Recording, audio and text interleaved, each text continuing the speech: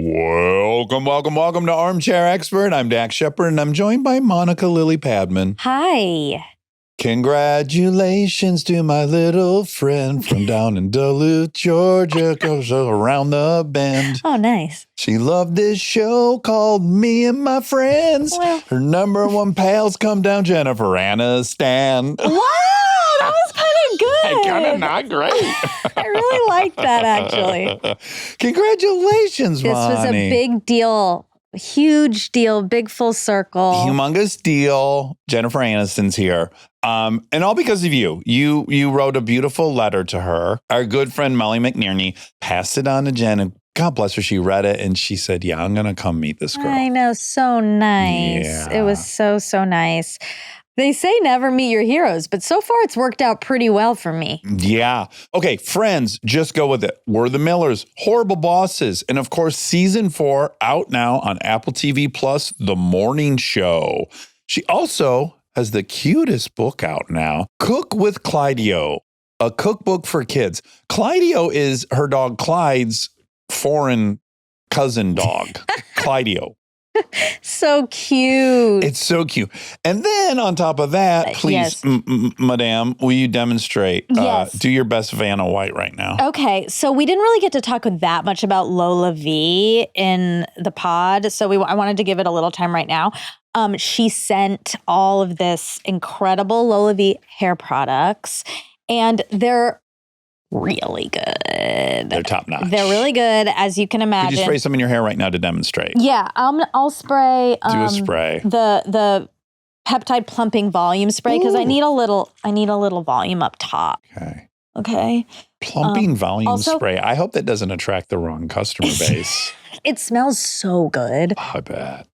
And you want your hair to smell good because that's where the pheromones come from. Sure. That's where men are nuzzling their noses. Yeah, exactly. And getting their nose right in there. Does it look nice and Oh, volumous? yeah, it really does. It really Yeah. picked up the volume. Yeah. Yeah. It's really nice. I mean, there's so much. She has shampoo. She has so many products, and they're all great. Well, you want to hear something embarrassing? She sent a box. I went through it and I saw there was doggy shampoo. She makes doggy shampoo. Cute. Went to put it away where our doggy shampoo is. Guess what? We already buy this product. Our dogs already love this product. Of course you do. God, I wish you would make some teeth brushing solvent for our dogs. Lola V. Lola V. Lola V. Get some Lola V. Read Cook with Clydeo and watch The Morning Show. And please enjoy Jennifer Aniston. This episode of Armchair Expert is presented by Apple Pay. You know, holiday shopping can be a hassle, but Apple Pay makes it so much easier. Whether you're shopping online or in store, look for the Apple Pay button or contactless symbol at checkout. No more digging for your wallet or filling out long online checkout forms. It works at millions of places, including stores, websites, and apps. This means you can spend less time at checkout and more time finding the perfect gifts. Pay the Apple way. Terms apply. He's an armchair expert. He's an armchair expert. He's an armchair expert. I love you guys so much. This is so much fun. Oh, huge beard. What is happening? Well, this is an offering for you. If you want. We both dressed for you. If you want. Well, Well, you know. on Tuesday. It's Taco Tuesday, so I think that allows for a lot of funny And business technically happy hour. in Atlanta. That's right. This is in your garage. This is in the That's garage. Yeah, the old thing is upstairs. So we used to be upstairs, and now we're in the garage. Because you're in a different. I've seen this setup because you were in a different chair. Yeah, you've yes, probably I used seen to be in upstairs. a full Lazy Boy. We were both I'm in a Lazy Lazy Boys. Boy. Yeah, I wore this for you, but I can't go much further now. I'm a little hot. Yeah, can I take this off now? Yeah, well, I'll put it back on for picture time. Okay. Okay. But do you want to take a quick pic now? Look at your friends are on the screensaver. Oh, I'm such a.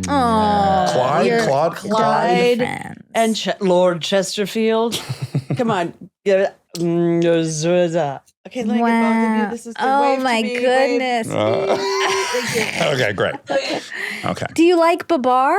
Do I like Babar? She likes Babar. She might not know she does, Right, but yes, that's she true. likes Babar. That was True. like my childhood. Those are those books. I know, Yeah. special Dr. books. Seuss and the Babars of the world. Yeah. Remember when? Yeah. Yeah, it was But nice. you know, as you nice were, time. I saw you say that you like Babar, and I like Babar, but then I started thinking, why do I like Babar? Like when I think of Shel I don't know the Silverstein, stories of Babar. Do you? Not nor do I. I just love I think the image of the elephant I Yeah. love, but I'm not sure what he did or what he was No. up to. I think he was a king It, because he certainly in has a this big photo, crown yeah. on. And Could you imagine if we go back and we just read, like, and He was a predator. when they say, like, there's like it represented all of this awful shit. And we were like, Yes. I didn't know that's what it meant. It's sort of like when you Everything realize does. that Wizard of Oz had all these hidden messages. yes. Yeah, especially For- if you smoke grass and put on Dark Side of the Moon. And then isn't leaned it play into it it. backwards? I think you do a little Never backwards did that. playing. I wanted to do that.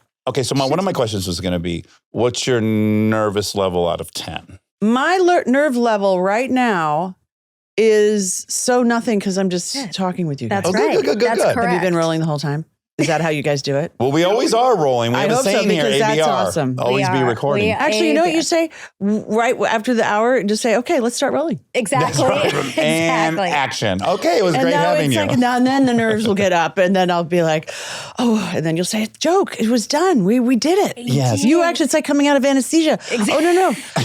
It's over. Or like when Yeah, a kid yeah. gets a shot, you like distract them. It's like, we did it. It's Yes. over. Right. I had a director actually once. Oh, I'm not going to remember his name. Sure, That's all we don't right. need to. Nope. Oh, We'll keep it vague. But he would say, we would be talking and rehearsing, and then he'd go, okay, go ahead. And did you like that? I didn't know what, it took us a minute to know, What he meant. okay, Okay. Yeah. go ahead. Oh, actually, go ahead. Oh, Yeah. so start do the acting. Yeah. Great. Yeah. Go Yes. ahead and do the But thing. but he would do it not like it wasn't a big deal. He was like, okay, go ahead.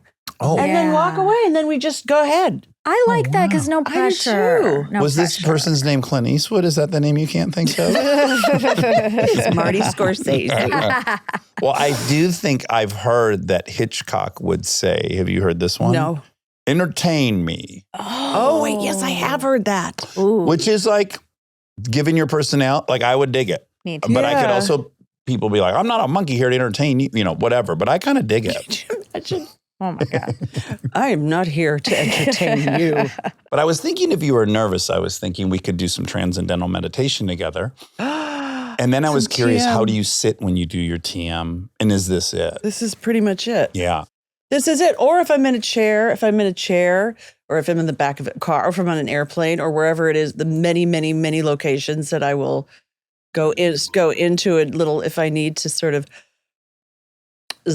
chill it out a bit. And I was wondering, because I have a couple different friends that do TM as well. And one of my friends. Do you? I do. Yeah.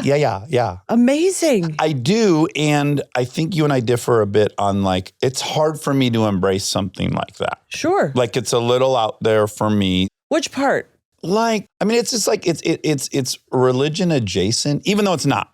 As I learned, it's Yeah. not. But there's something metaphysical happening a little bit. There's like spirituality. Just the notion of spirituality scares me a little bit. Mhm. Only because I'm afraid I'm not going to experience what everyone else is experiencing. Which is actually all that's happening right now as we sit here and speak. Absolutely. Correct. But TM, I went into a little apprehensive, and it fucking worked the first time.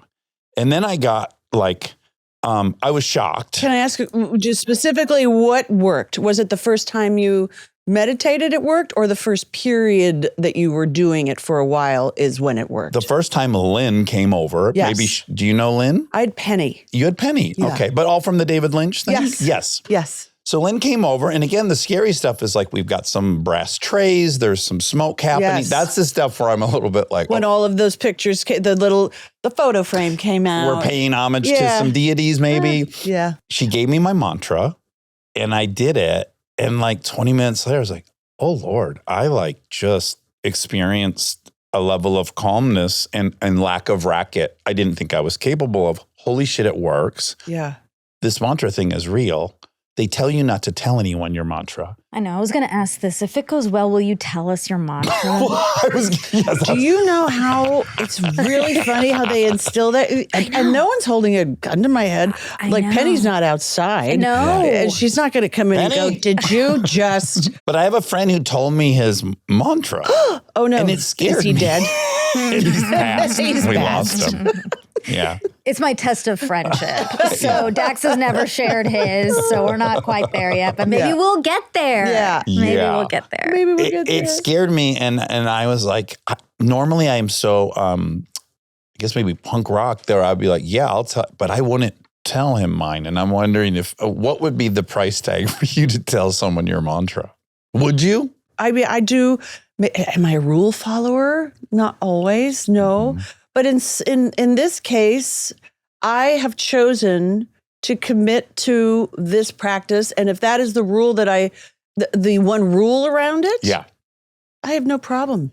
That's good. That's how I feel. And I don't think anyone would pay me enough money that it actually would take, for me to tell them my mantra. Yeah. I don't think they'd give a shit that much to pay me $1 billion. Because that's how much it'll cost. Okay, that's the number. Write that down. I do think there's something magic going on that I really am afraid to ever say it. And I think it's funny that I feel that way. I do too, because you don't come across that way to me. Right. I mean, honestly, but I get that. And I think, because the truth is we're all here, this is kind of wild that we're all here. I agree. Mm-hmm. We're all these bodies. Mm-hmm. We're these we're all made of what, atoms? Yeah. This is all energy. This is all energy. Yeah. You know, and believe it or not, and then there's something that's bigger than us. And the other thing that is also so crazy to me is that we are every human being on this entire planet made up of the exact same shit. Yeah. And yet we have figured out a way with these wonderful brains that we've been gifted by, I don't know, whatever that is. Gifted and cursed. To do what we have done. And I mean, I was driving over here and I was thinking to myself, I get sad. Yeah, me too. Yeah, of course. Right? Yeah. And I get sad that there's so much fake and arbitrary difference. And yes. Yeah. And where does it come from and who creates it? It's like, hey, man, believe whatever you want to believe. And, you do you. But at the end of the day, you do think we're all the same. Yes. Even if our skin is a shade darker, lighter, hair dip, we are all made up of the exact same wonderful stuff. And we're embarrassingly predictable given where we come from. So it's like we think we have this really well-sorted identity. Yeah. And then you go like, well, but if you give me your zip code, I can tell you with like 90% likelihood exactly what your opinions that you've thought of really well will be. And then you go like, so maybe I've been trying to read between the lines as I've watched a lot of interviews with you, and maybe rightly or wrongly, I have felt like we agree on that. Like my biggest thing that bothers me isn't any one of my issues that I also care about. It's just like, how the fuck do we get out of this? This is just like madness, and it's getting worse every day, and everyone's yelling louder and louder. And like, how do we get out? And everything seems very Pollyanna, like any kind of thought you have, but it is. How do we get out of it? And that, that when you say about the spirituality, I think the reason I lean more towards TM or that world of whatever faith is to me personally, is because, I'm Greek Orthodox. I was raised I went to, the church, Greek church on Sundays, and my yaya had all of the pictures of the women in black that terrified me and gave me nightmares, and her beads, and she would talk to the wall of all these people. And it's a little morbid. It seems it, doesn't it? But for her, it kept her going, and she died at 98. The Greeks are doing something right. Yeah.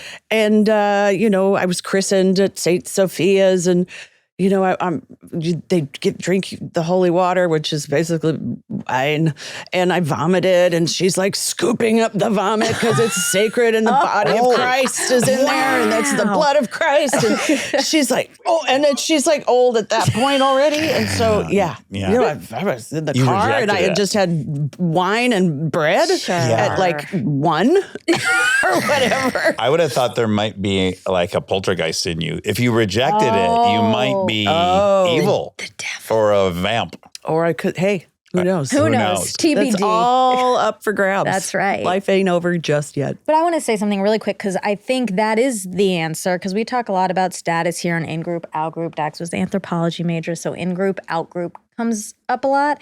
Too much, you could argue.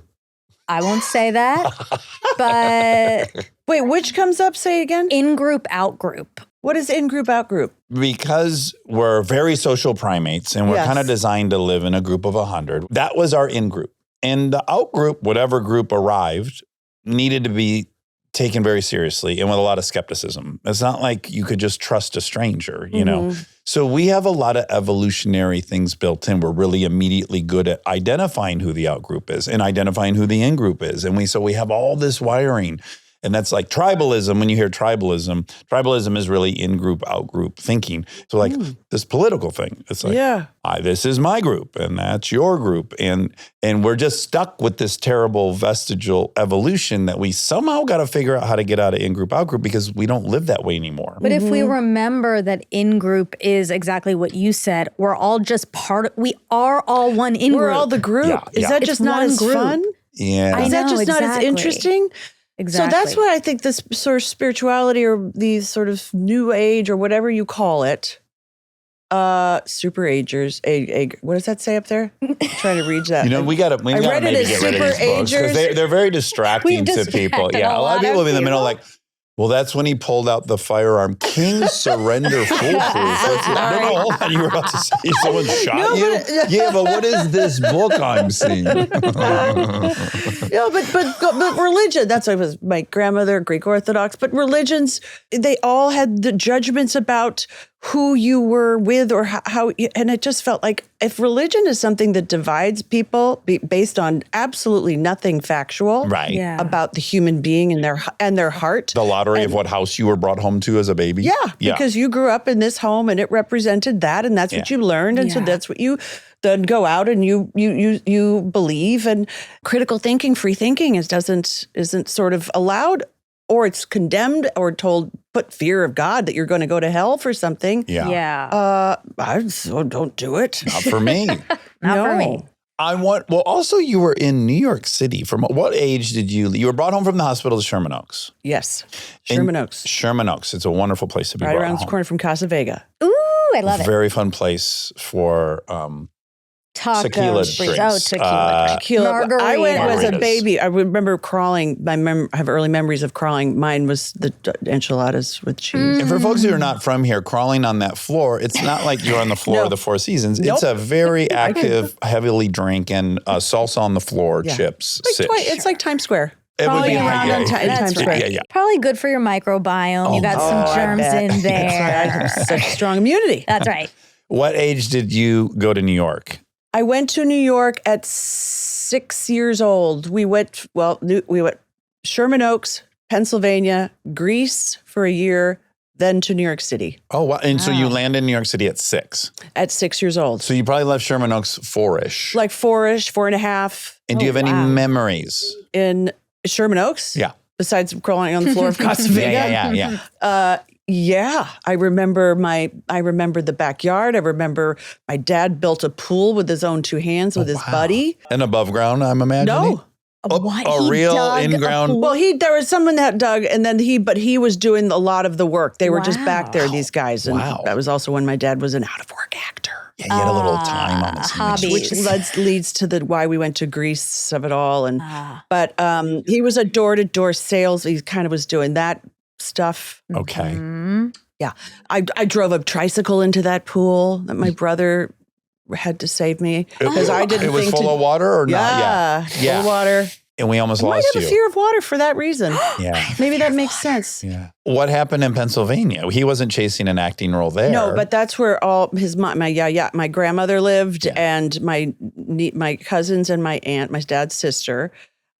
He set us there, left us there, so he could go set us up in Athens with my Aunt Mary and my cousins in Athens. Was he going to work there? He was going to go to medical school in Greece because he could get into medical school in Greece. Oh boy, there's a lot there. Yikes. Okay, wait. Now listen, he's dead, so he could have told me all of these stories, and he's like, You and I have the unique freedom to talk quite honestly about our fathers at this point. I know we sure do. Yeah. We do. Yeah. Yeah. I think there's a lot there. Oh, there's a lot. That feels so out of the blue to say, okay, I've been pursuing acting for not 30 years, but if he was 30, I've been pursuing acting for 12 years. I'm going to go to Athens to become a doctor. Feels borderline insane. Yeah. Was he the type of dude that would get something in his head and just chase it? I wouldn't know. You wouldn't know. I wouldn't know. Yeah. Because once he really became a person that I was able to sort of take in. He was distracted. He was an actor, and he was barely there. Mm-hmm. Yeah, he was like, "Where's John?" A little bit. Okay. But when we were in Athens, he was going to school. Okay. How far did he get in his medical training? Not far. We were only there a year. Did he come home and take your temperature? Or? No, but we would watch all those shows. I remember watching a lot of medical stuff that he was while eating dinner. That's why I love watching some weird shit. I can watch pretty much anything. I love a good surgery. Yeah. I love to scrub up if they let me in. Mom was getting drug along as well, and Mom also was an actor, yeah? She was. She wasn't very good. She'd be the first person to say it, right? And she was on like Beverly Hillbillies, The Red Skelton Show, all those fun things that people will be like, what? Yeah. And she was a model. Okay. And then she became a mom. Okay. And so when she had gotten drugged to Greece for her husband's medical pursuits, how was she processing that? Was she resentful at him? I would be pretty pissed, I think, if I met another actor and we're going to do this acting thing and then I wake up in Athens and you're becoming a doctor. I might feel like a little false advertising. I don't think they had that sort of, let's go do this together. They met when she was modeling. My dad was the roommate of the photographer at the time. And he just thought she was beautiful. Yeah. She was dating the guy who owned the chain El Torritos. Ooh, she should have stuck with him, maybe. Don't you think? Yes. She says that said she that was all right. the, I all hate the to time. say it. Nothing I love hearing more than that. Yeah. Oh God, that's so If I had stayed with Mike from El Torritos, we would be on a yacht right now. But no, I followed your stupid dad to Athens so he could be an optometrist. And look at me now.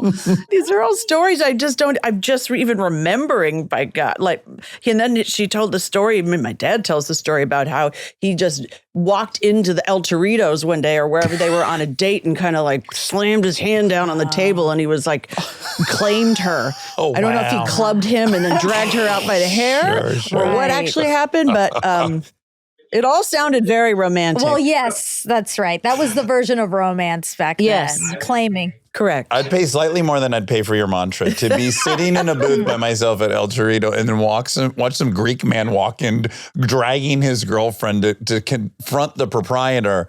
Don't even think about it, pal. Right. She's with me now. She's mine. It's so deep because that is the paradox, right? Like it is romantic at first when someone's like, I love you so much. I need you. You're mine. And then that's actually the problem. That ends up being the problem that they feel ownership. Yes. I would think they call that narcissism. I do. That is correct, I think. Right? You know, if I don't have it, I have to have it. And exactly. now I have it. What do I do with it now? Yes. What do I do with this toy? Because that thrill is gone. Yeah. You're not thrilling anymore. Yes, you don't validate me in the way you once did. Now, they go to New York.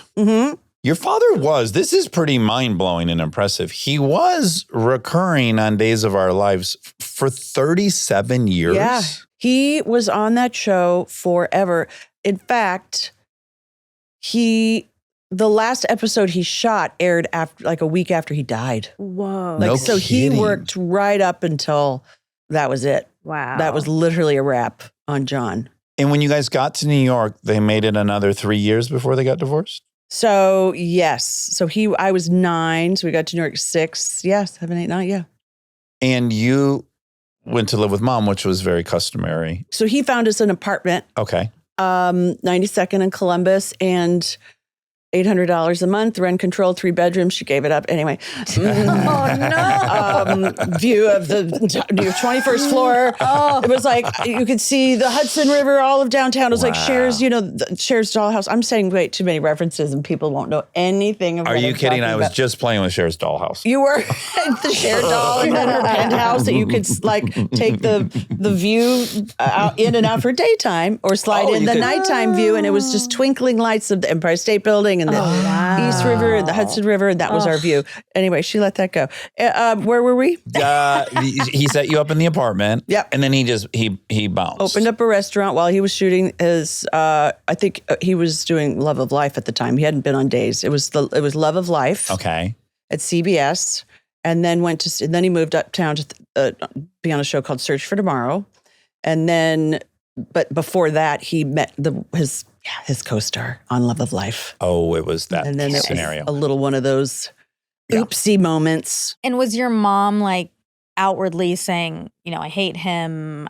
What were you getting implanted with towards him at the time? Parents weren't taught what I think parents are taught today, which is you be kind, you lead with kindness. Your partner, you can talk bad about them behind closed doors, not in front of your children, because that is Abuse. Yeah. And unfortunately, I do have some today that do that, but they almost just can't help themselves. Yeah. It's some very strange. You have to remember, I'm talking about someone's parent. Yes. At the end of the day, even though they're my ex, this is someone's parent. And they only get It's one. their parent, of and that. they get one. Yeah. And let them have their experience with them. And when they grow up and leave the house and then can create their own, opinion from what they've experienced personally, let them have that. Right. But up until that point, don't plant negativity, because I I'm a know. little impressionable brain at that point. But it sounds like, sadly, I've read a few times, you did want his attention. Yeah. Of course. I would have given anything. I'm not going to cry. I actually just need to take water. You're Okay. allowed. Mm-mm. You're not allowed to kidding. cry. I'm over it. Oh, okay. So over it, guys. No, I truly am. No. But don't you think there are many things I'm like, I'm totally over that. I tell that story all the time, and then I tell it to a therapist.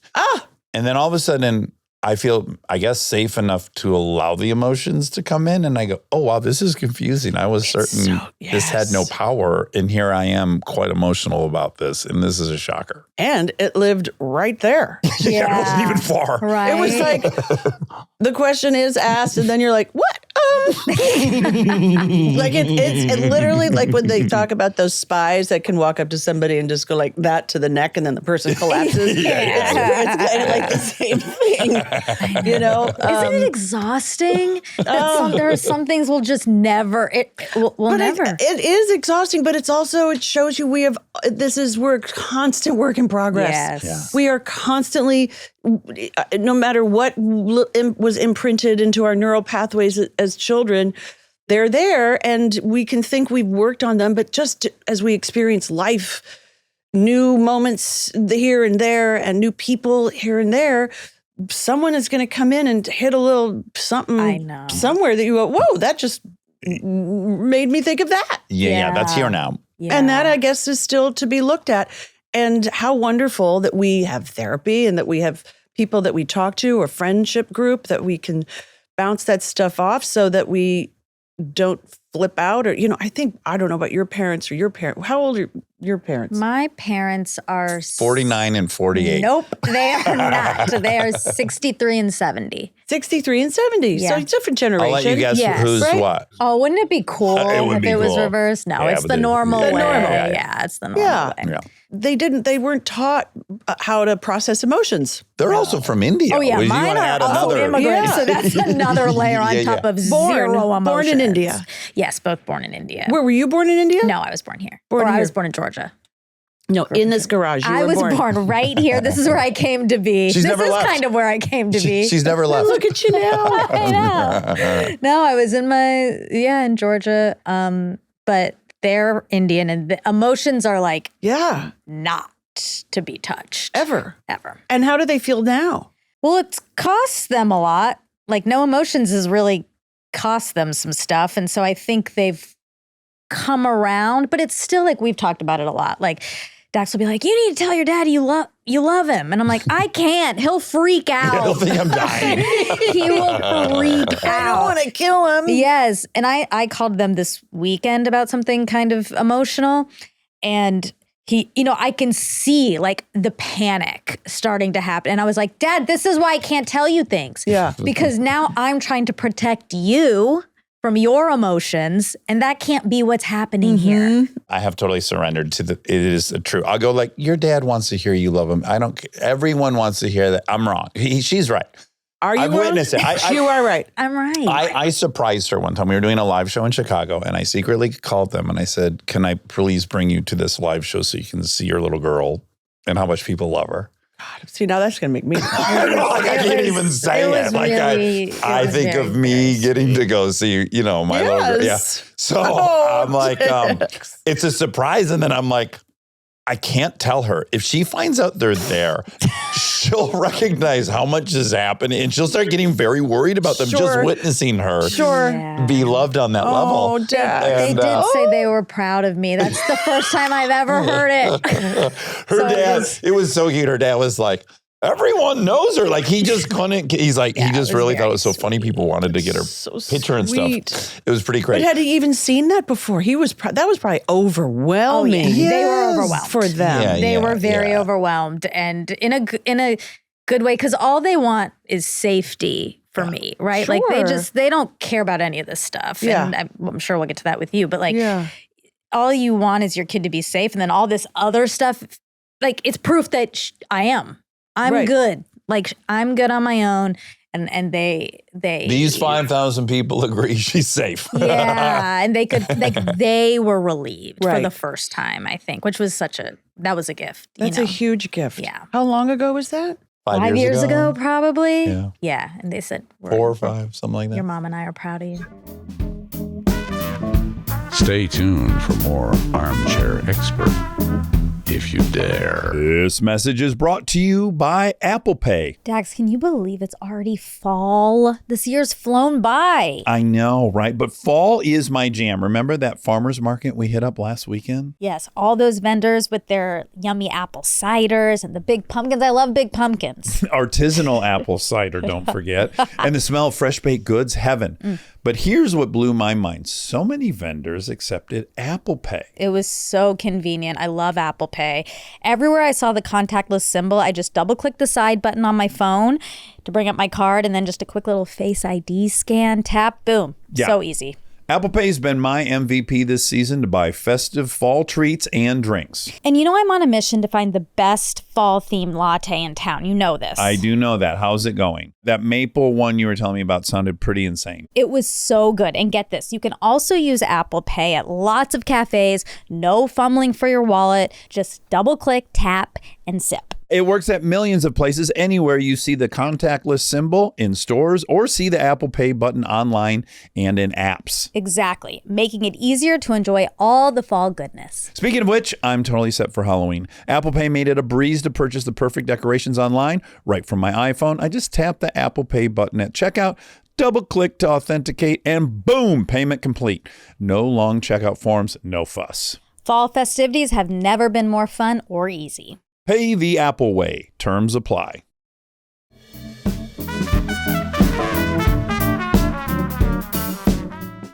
Do not take offense to this. No. I'm hard to offend me. When I've met you, I don't go like child of New York City. How immersed were you in the quite eclectic and colorful world that was Manhattan in the late 70s and 80s? Mm-hmm. Were you partaking in the like we just interviewed Mark Ronson. Oh, yes. He feels very New York. Yes. And like, or even the incredible director from Jordan Peele? Peele. Yeah. Jordan Yes. Peele? Love. He's on a block that's quite scary. He's got to walk to school. He's like, and it informs then the rest of the ride. That's where I was. What was your childhood like being in New York City? So, well, we lived in this building on 92nd and Columbus, and but the block between Columbus and Amsterdam, and then Amsterdam Broadway, that was all abandoned buildings. I was on a bus by myself at 11. Yeah, exactly. Yeah. Can you imagine? That's just by yourself. I know. Throw your key in your sneaker and see ya, Mom. Yeah. In a much different New York. Much different New York, Yeah. especially up there. Yeah. Now it's like it started to become Preppyville and Upper West Side and all that stuff. But no, not when I lived there at all. And it was, we'd have to go around the block. There's a sniper in one of the buildings, one of the abandoned buildings. So it was all just normal. Sure. As I got older, I was mugged. You were. I was mugged a couple times. Like Ross. What'd you say? I said So like like Ross. Like Ross.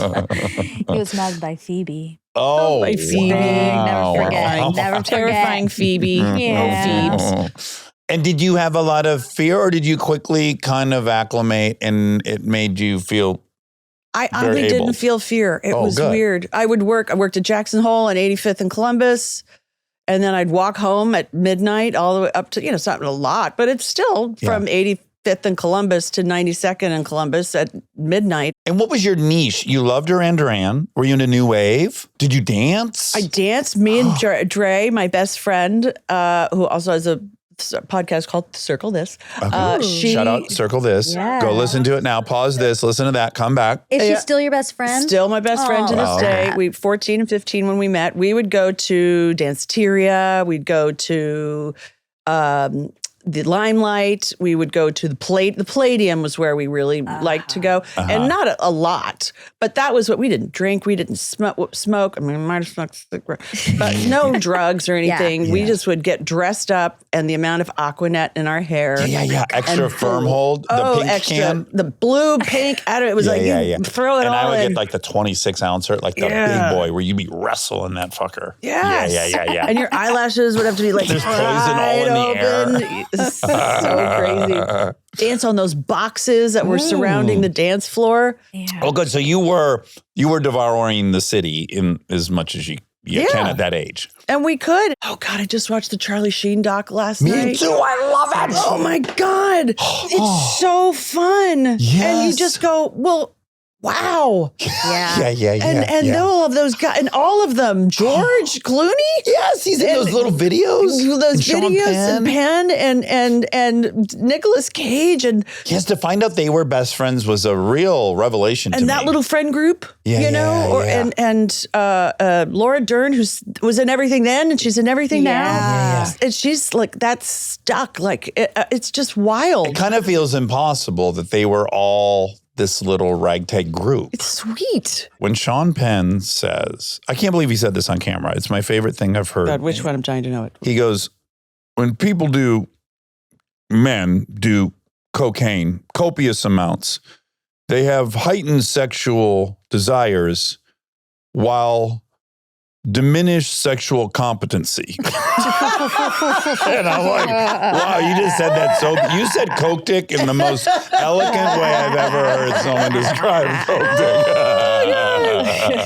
Oh my God. That's so interesting and makes so much sense. Yeah. Yes. Very Heightened wise. desire while you have no competency. What a purgatory. Wow. And yet they keep doing it Yeah. over and over. That, in all sincerity, the moment that I realized, oh, we have a real problem, was I was at a bar and I was talking to a very attractive girl and things were going very well. And I was like, I'm gonna get an 8-ball.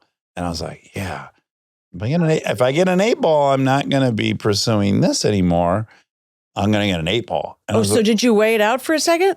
I just like I had this snap moment of clarity of like, wow, you're choosing this thing over a girl, which for me, girl was everything. And you really liked this particular girl you It were was just speaking very to. attractive and it was very Yes. fun. It was going very well. This Yes. is going to be so fun. Normally, that's the funnest thing in the world. Right. And I'm like, wow, this other thing is, we've elevated something Wow. above this thing that I Yes. previously thought was the most attractive thing we could do. But that was more attractive and prettier. Yeah. Yeah, you were I was like, choosing between ooh. two drugs. Yeah, yes, my first Torn drug and then between my two second. lovers. That's right. Feeling like a fool. That's yes, right. yes. Okay, so then you went to LaGuardia High School of Performing Arts, which is the Fame school. Yeah. And Fame was on TV when we were kids. Yeah. Well, I saw the movie when I was a kid. I'm sorry, was it a movie? And then it became a TV show. Okay. Oh, you have to see the movie. Am I right? Alan Parker was the director. Okay. Oh my goodness. It is so magnificent. It is.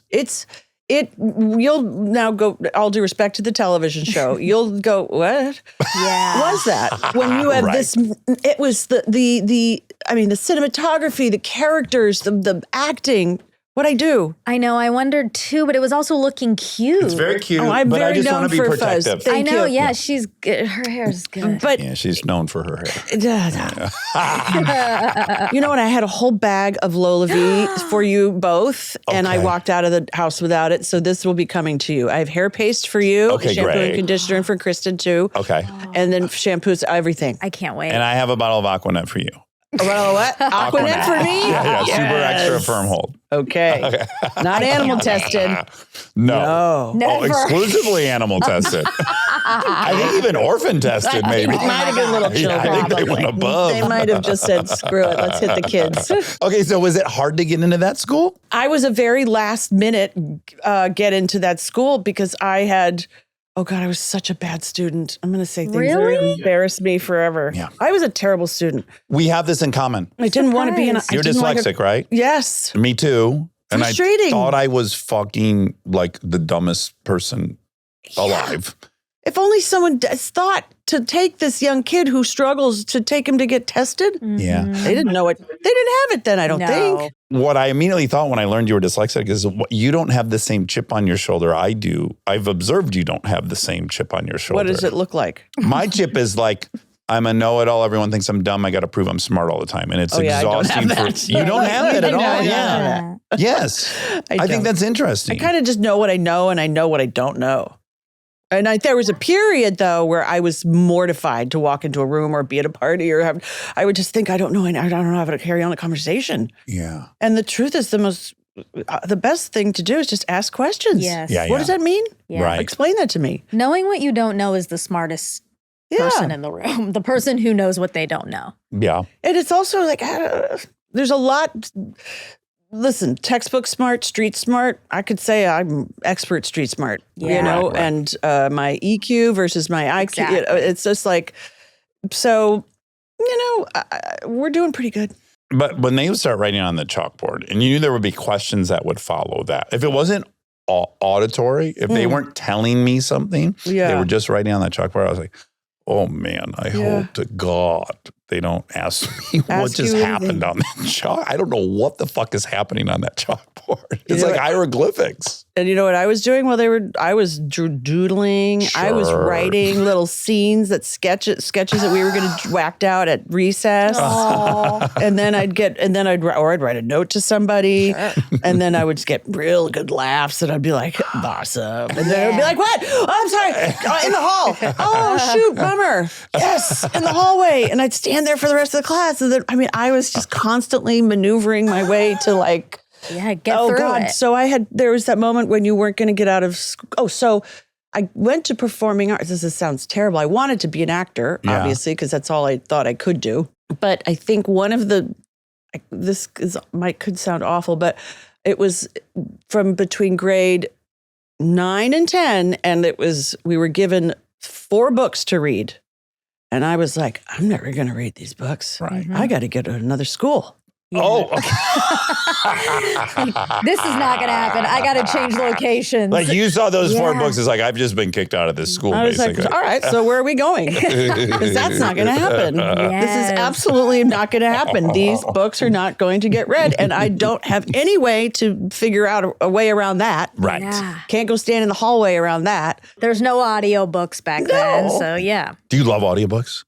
I do love audiobooks, love but them. I'm actually getting really, I used to drift and I'd have to rewind. that's Right, my little issue. notes. That's part of my dyslexia though too, whereas you'd be reading and then I'd go, oh, I just read a whole page and I don't know what I read because I'm not comprehending anything. Yeah. Yes. And then my mind would wander. Yeah. And maybe, do you think you might have a little ADHD? I think I might. Yeah. Yeah. I don't think that about you, but I know, like, my wife is really coming to terms with the fact Yeah. that she certainly is. And like, once I hear those symptoms and how they express in women. Yeah. Yeah. Especially, I think today we have so many things that can distract us Yes. Yes. Yeah. at once. Yeah. Look at this room. A lot of I mean, stimuli. just look at, Books. I don't know if you can see what's behind you guys. They're just taunting you. There's like some weird You're award like, I can't see clearly up there. If I have to It read looks these like books, an I'm out amoeba. of here. No, if you're going to tell me that the only way that you can be on this podcast is to read these books. You also look Read all like Chris Cornell in that Wheaties box for some reason from where I'm sitting. I'm feeling a little intimidated as well about the books now. They always No, look I love your nice. books. Do you audition to get into So fame? yes, there's late. They have this. It was like late auditions for last minute. I don't know why. I can't honestly remember. Yeah. You just kind of woke up there one day. I just woke up one there. I learned 2 monologues. I auditioned, and then I came back, and then next thing you know, I was accepted. Did it live up to your, I'm sure you had concocted a pretty good fantasy and expectations about what the experience was going to be like. And did it live up to that?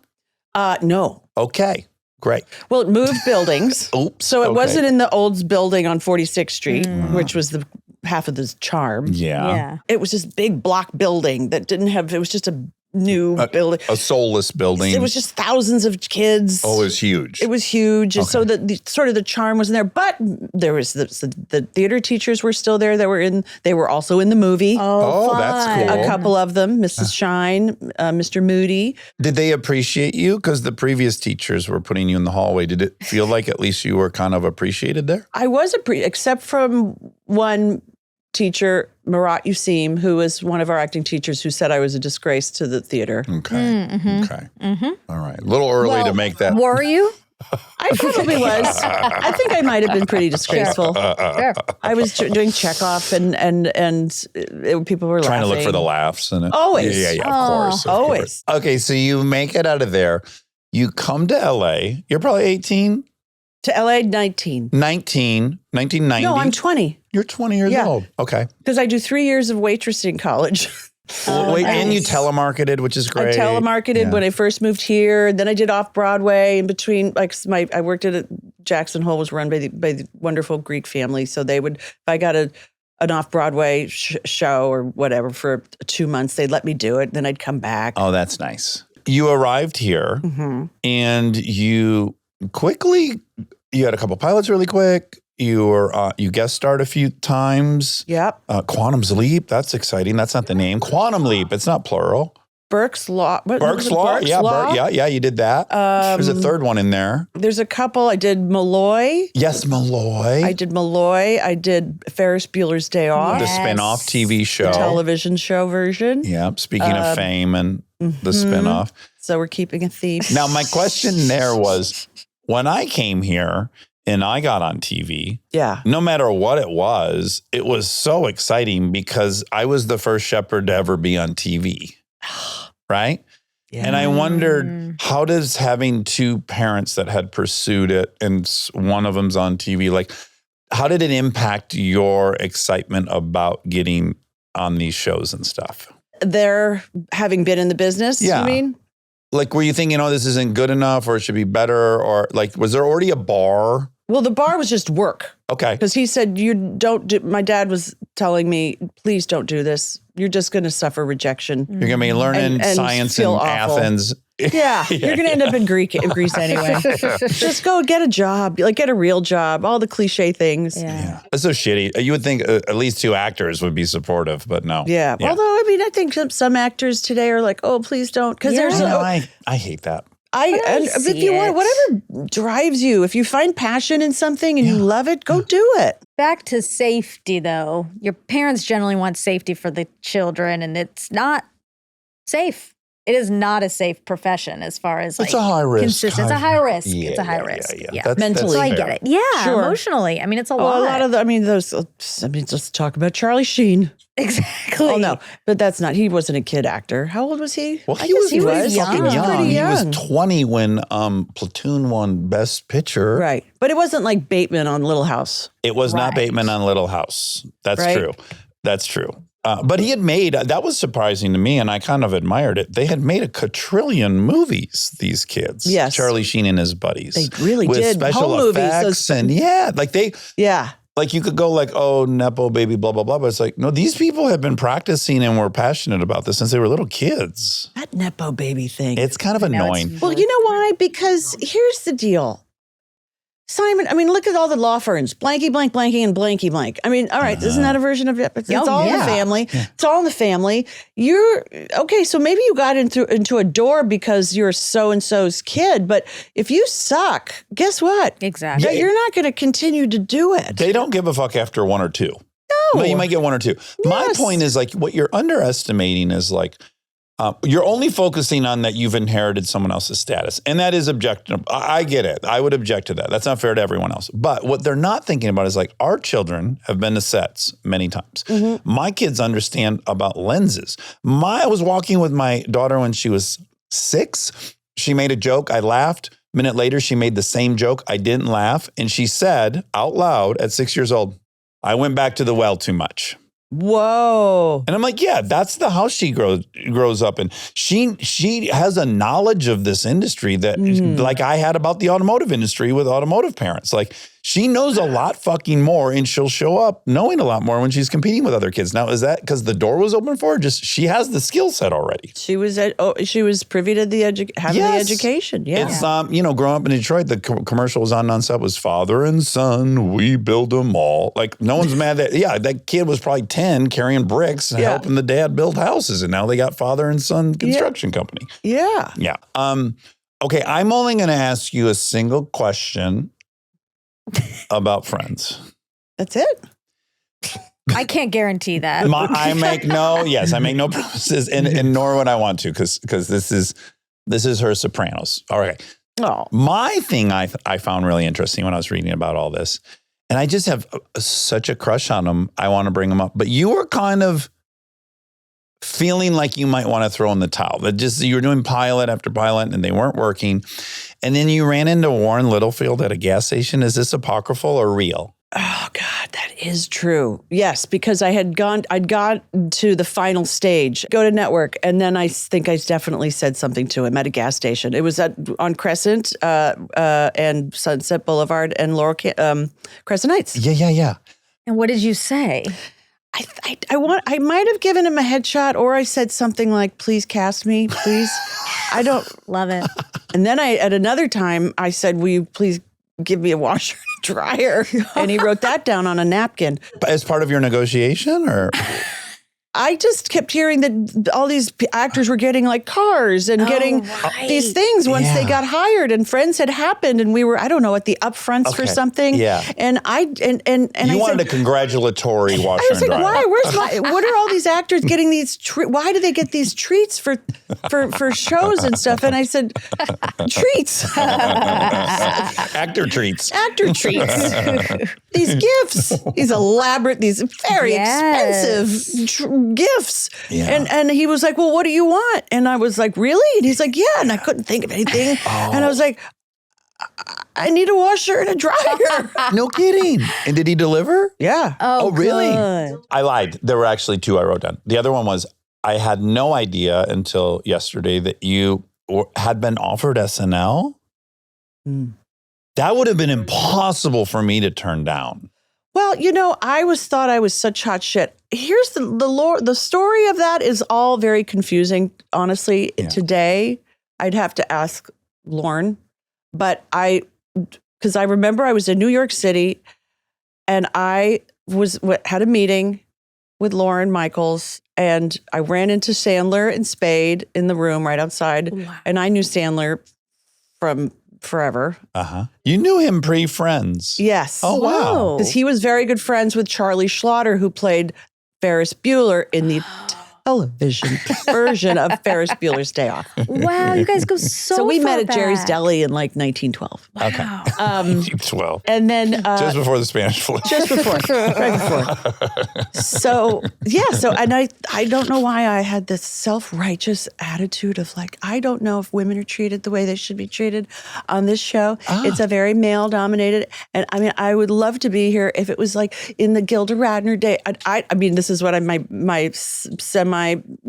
the brain that semi remembers things that are back that far. Yes. Something like that. Okay, that makes sense. And then it was like, well, I don't remember what happened in there. And then I can't remember, but I just remember Friends then happened. And then that's where I went. You really fucked up.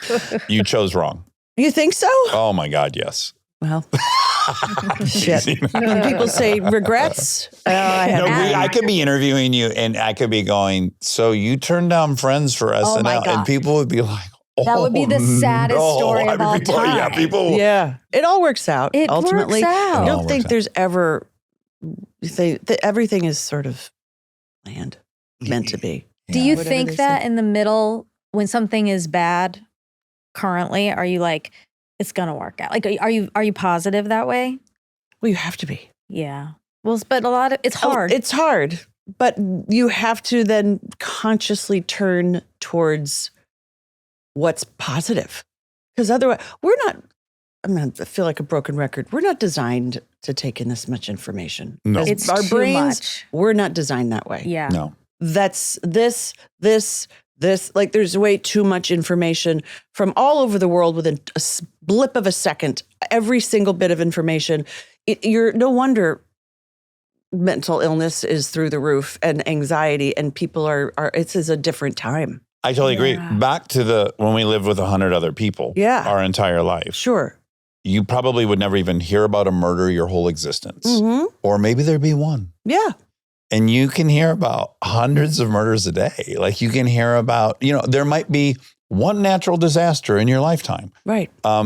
Here you'll hear about all of them. You're so right. Yeah. We don't have the capacity for it. We don't. No, we think we do. We have this arrogance. Like, oh, I can handle all this. I can watch news all fucking day long and not be affected.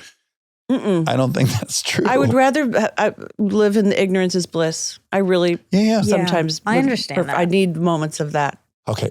I know you have friends' thoughts, so I want to hear them. I don't have friends' questions, really. I just I'm just grateful for it. That's it. Here's We what have I wanted these- to connect the dots on. Yeah. So you didn't have a VCR, and you're obsessed with Laverne and Shirley, and you used to record audio tapes on cassette tape of the episodes and then listen to just the audio. And I was like, if I've ever heard a Monica Padman thing in my fucking life. Oh. We have some real crossover. I VHS taped every episode of Friends. This is before the DVDs. And I had a whole color-coded system. You did? Yeah, where like each season was a color, and I would write the episode on the tape in the right color. And then there was these like pictures with the number of the tape, and I had 32 tapes. And the finale was the day before an AP exam, and fuck the AP exam. Oh no! What did you do? No, horrible. Was up all because I had to watch. You guys were on something after Leno, maybe, and then Oprah the next day. Leno, I don't all of remember. it. And I had to tape it all, and I didn't study. Why would I study? The most important This thing is in the once in a whole lifetime, yeah. Exactly. Yeah, So I there's probably plenty of failed that Well, I test. feel like I owe you an apology for No, that. you know what? It all worked out. Look at me. You're welcome. Exactly. Oh my God. That's the highlight of her. It was everything to me. That's so It was such an awesome. escape. I was thinking about it recently because I was like, what? I mean, I have so many reasons why, but one is like, we don't have comedies like that anymore. We don't have shows like that where No. you do kind of know it's going to work out. Mm-hmm. Even though, there's stakes, I'm not saying there's not, but it is going to work out, and it makes you feel safe, Right. and it brings hope. My favorite shows now don't have hope. I love them, but they're scary, and you don't know if it's going to work Yeah, the out. best and shows it are the might ones not. where like they might kill the Right. lead character. And you're like, Exactly. fuck, I'm on pins and needles. Yes, the anxiety is at a Game of 10. Thrones of it all. So true. It's the opposite of what that was, which is just like reassurance. right. They can't hurt a friend. They would never. They're not going to hurt one of They the won't kill friends. one of the They friends. won't kill one of the friends. No, they'll send no one to one's the going to get hospital, hit by a but- cab. Yes. And when you're like a teenager, you don't know what's gonna happen. Everything's scary. Yeah. People are gonna make fun of you, whatever. But this is a constant. And so it was I mean, I've said this, like I can't really explain how important it is with words, but I'm grateful. I can feel that. I love that. I wish you could have come to a taping. I had a recurring dream that you guys like got back together, and then I went to a taping. And so for a while I was like, and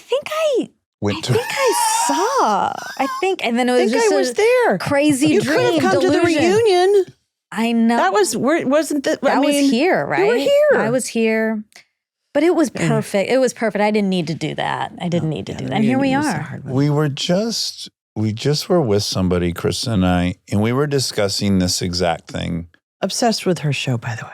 Oh, what a Great kiss. show. Have you ever seen a better kiss No. on television? No. I mean, maybe you had some, but I might have missed You them. had No, some none of good us. I don't ones. think anyone on the planet Earth. I also like, was it the putting out down of the cups and all of the like there was the something hands on just the so face. beautiful. It was just this like foreplay up in It was a set piece. yeah, it was Like really, it was a kiss that was actually, they took the time, they made it like a set piece. It built. I'm going to Yeah. fucking die if they don't kiss. They're fucking kissing and it's great. Yeah, it was so good. I guess that's Very the excited show for that's them. the closest to that feeling right now, which is like, it's why probably it going to be felt okay. good. It felt Yeah. good. Yes. We needed that. We Yes. needed that. I binged it. I don't binge things. Yeah. And I could not get. I'm also so happy for my friend Erin and all the how Foster and how hard they've with the sister Sarah as well. And I just think it's great. Yeah. I'm just so great. happy for everybody. Yeah, they created a cultural Everybody. phenomenon their Yeah. Feel good. first time at bat. It's incredible.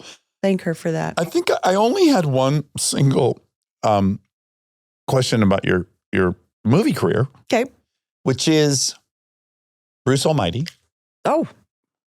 Yeah. mega hit of a lifetime. Yeah. What is it like acting on the other side of Jim Carrey? Jim Carrey. And does it rattle your own sense of reality? And like, what is the experience? Because he is pulling off something that is the most heightened we've ever seen. I mean, he is landing it. And I just can't really imagine what it's like being opposite of that. He's a big kid. Well, I mean, at that point, Yeah. it's quite enjoyable. You would think it's going to be, you're like, what do I do? How do I keep up? But it was a fun, we just had fun. Oh, We just good. volleyed. And you never had the sense you were leaving your own tone.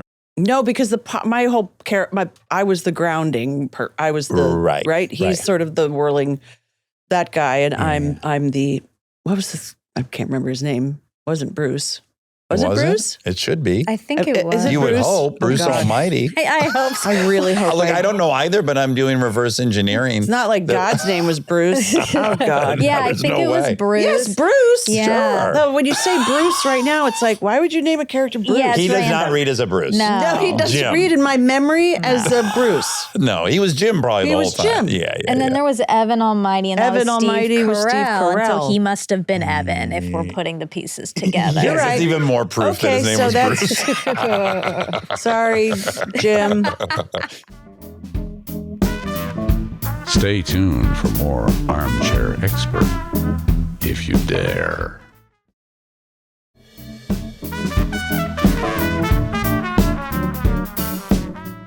I did the math on this, and I want people to think about this for 1 second. So I was reading this article that you were in, and they had done the research. This is not my research. And they had said, cumulatively, 2,000 tabloid covers. Like that's the total number of tabloid covers. 2,000.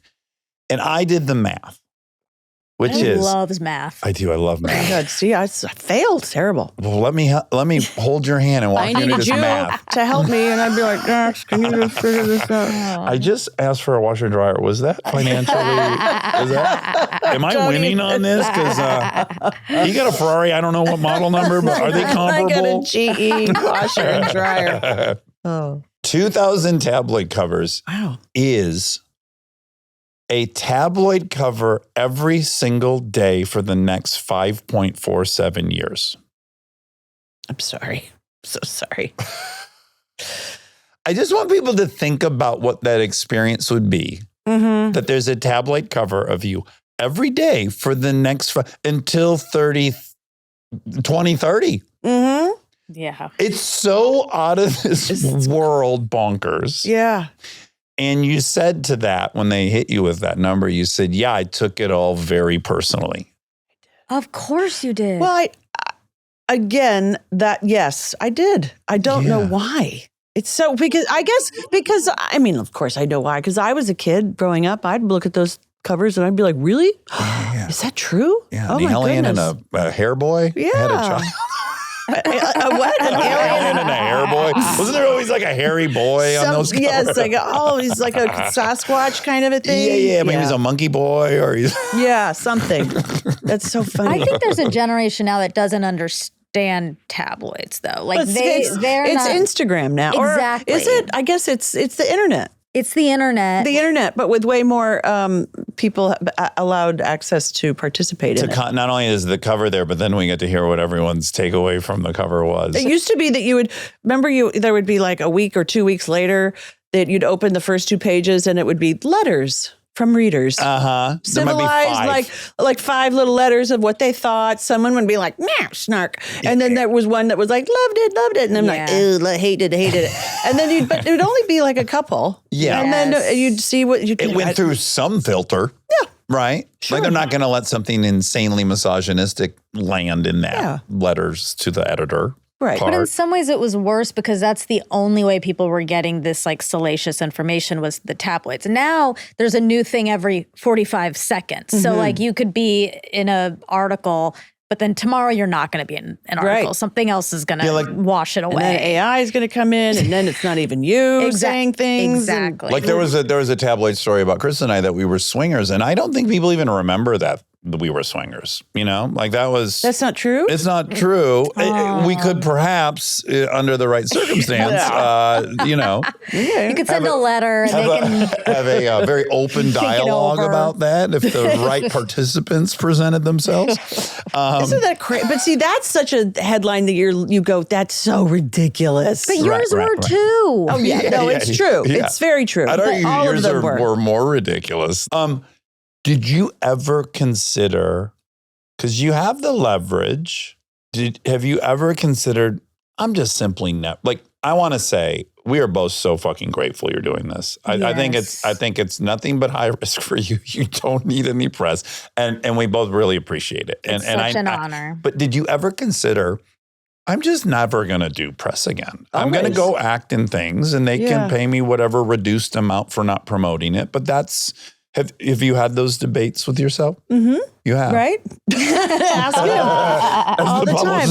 All the time. It says, don't fucking bring this up. Because I actually love to go into a conversation with people. That's That's the sad part, right? Yeah. I love it. Yeah. I love this. I love watching you. I love listening to you. I enjoy it. I find it interesting. This is safe. You know, do I get nervous but obviously that's just because I do. Well, and you've been fucking burned Exactly. beyond belief. Like you've earned 2,000 some apprehension. There's little things. Covers. There's things that get even when even recently something came out and referring to a question that was asked about the Met Ball. Why haven't you been to the Met Ball? And the answer was simply, I don't know. It intimidates me. It's not my thing. Period. That was all. But then an elaborate answer was created out of it. It just, things will always get misconstrued. But I always go into a conversation really happy to have the conversation. And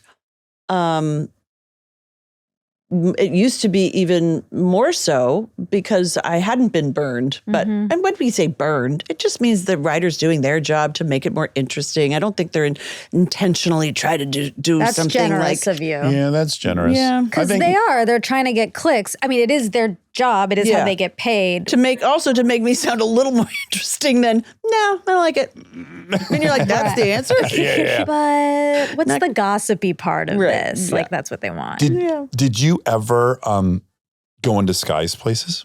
Into where? Disguise. Have you ever had disguises? No. You haven't? No.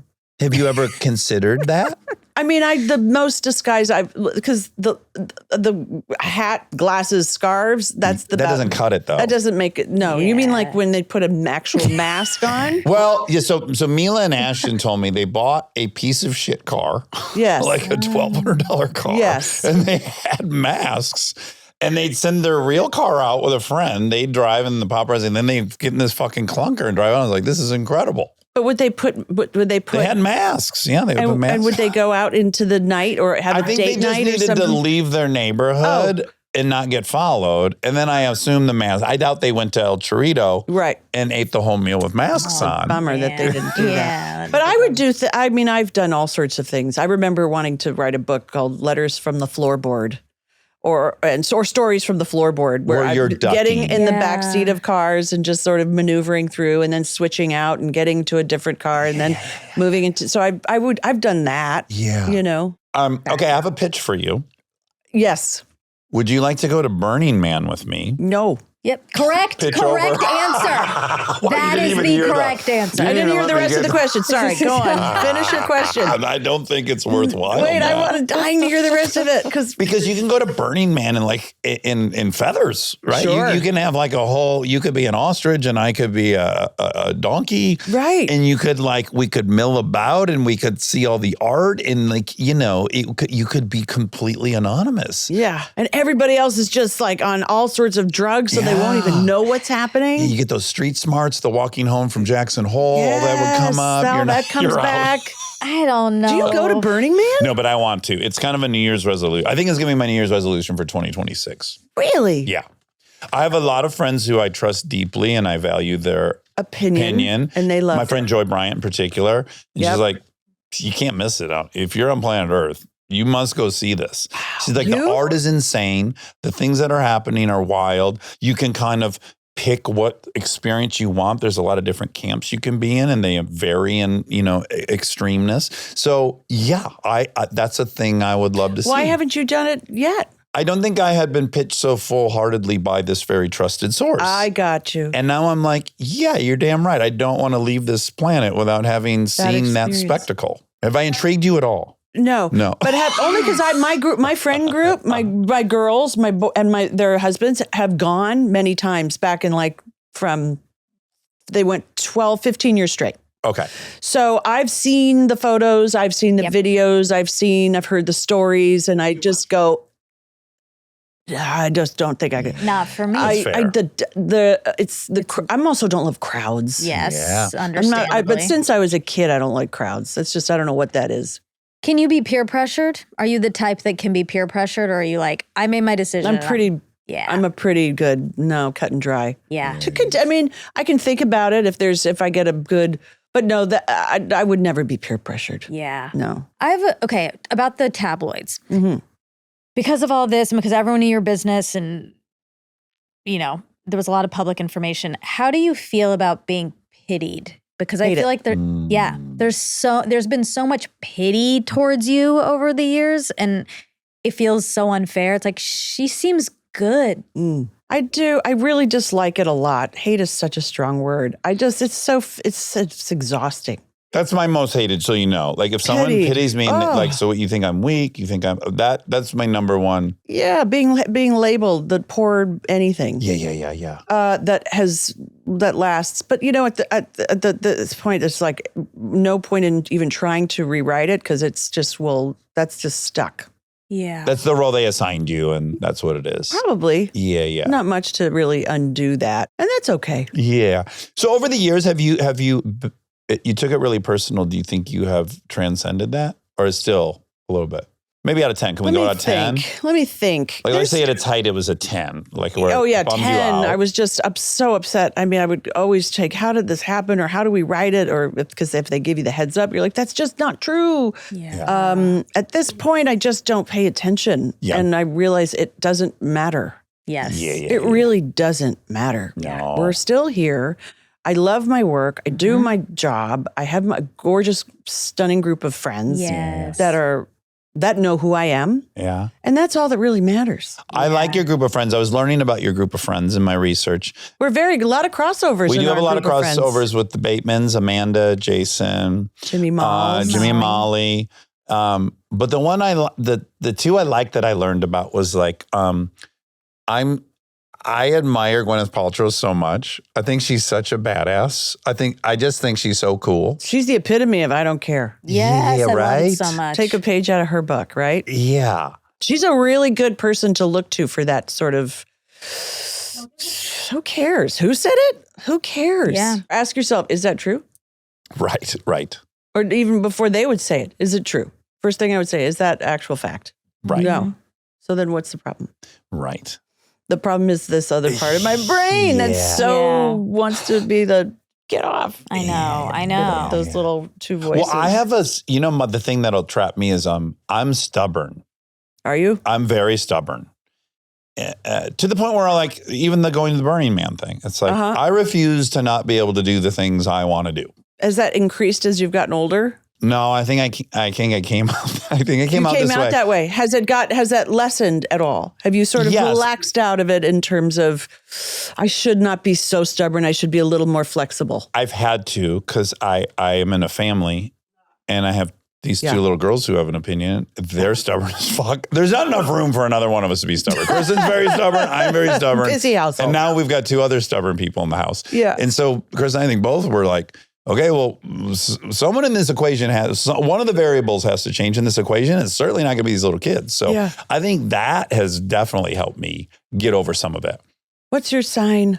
Could you guess? I would say Taurus Okay. or Virgo. I'm Capricorn. Okay, or Capricorn. Okay. He's very, very Capricorn. Two Capricorn, Monica might argue. I didn't say that. Stop putting things on me. And where are you? What are you? What do you think? No, I feel like you're like a Pisces or a Gemini. No, I am not water. I'm a Virgo. Virgo. I'm a double Virgo. Double Virgo. Moon and Particular. Do you see things out of the corner of your eye and you just want to move All it? of it. All of it. All of it. Right. Yes, definitely. What are you? Oh, February. What is February? I'm an Aquarian. Aquarius. I think that's what my dad is, which is lovely. Mm-hmm. We're talking about kids, and this might be a no-no, but I'm curious. Hit it. You can ask me anything. Okay. I froze my eggs twice. It went very badly. I did a podcast about it. It was, following the journey. It was a whole thing. And I'm 38 and I am single and I'm, feeling like time to start making some big decisions. It kind of feels like now or never-ish to even try with some of those eggs. And I'm starting to just feel like I think it's never. And why? Because now, like... Can I ask you a bigger question? Yes, please. Are you doing that, the freezing? Yeah. Have you always wanted children? I've always not known if you wanted them. Yes. So it's not like we had Chelsea on that podcast, Chelsea Handler, who I know we both love.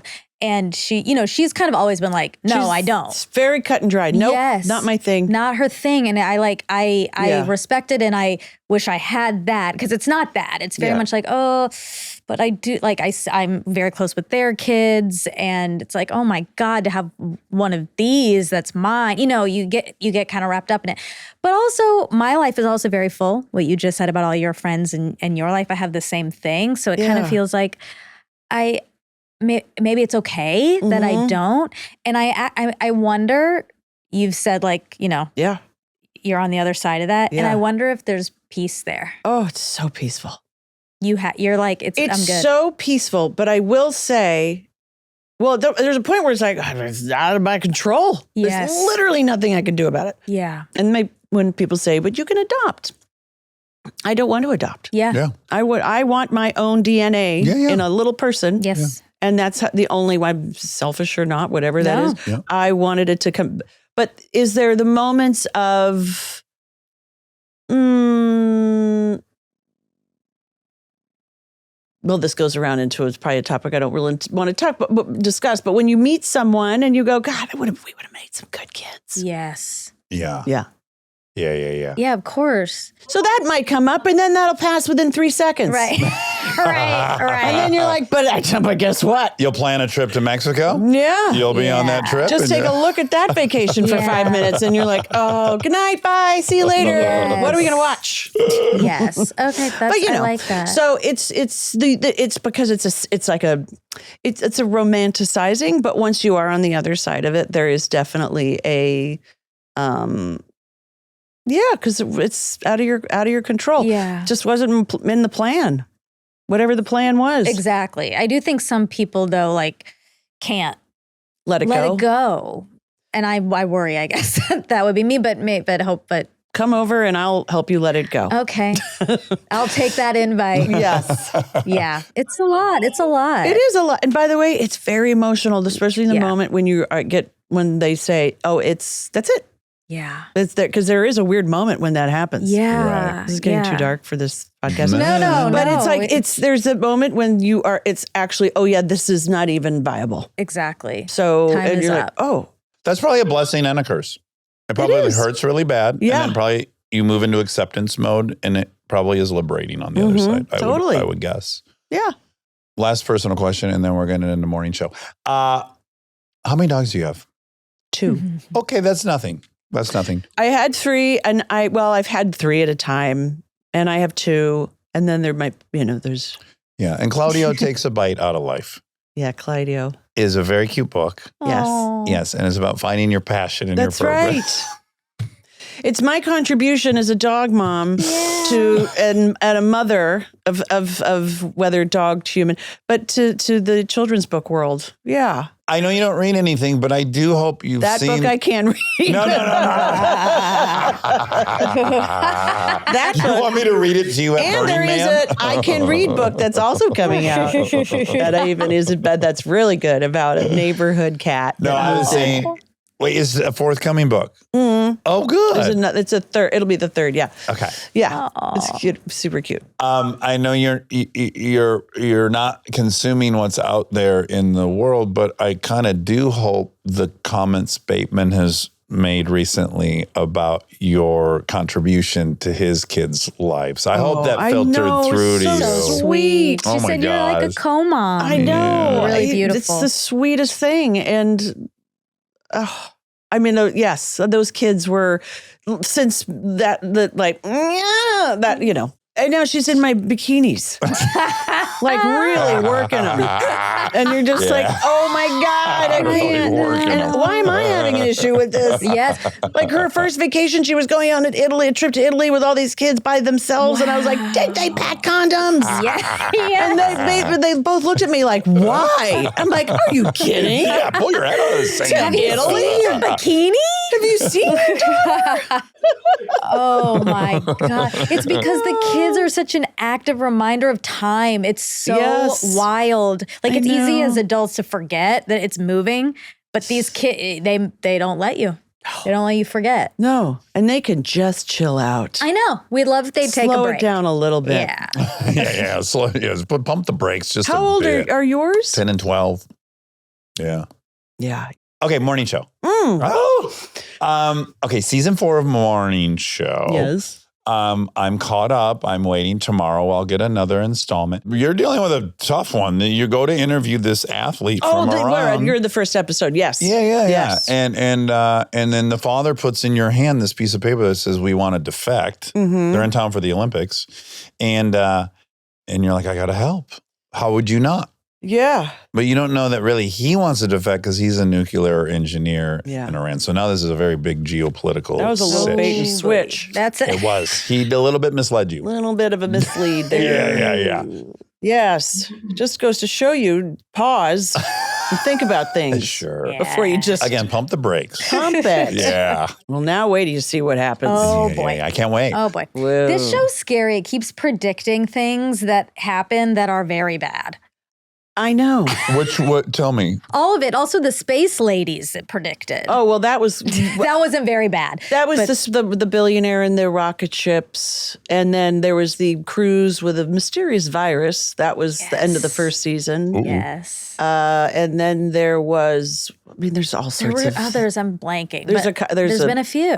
Well, it rides this line of like it's very much tackling the issues that are happening in pop culture, and yet it's also fiction. And then so people are like they're trying to connect dots that don't connect, right. which would kind of drive me nuts if I were you. Like you were dating John Hamm, and he was a billionaire who went to rug. So people are like, "Oh, that's Elon Musk," and you're like, "My character wouldn't fucking date Elon Musk." it's not. And then you've gone too far. This is.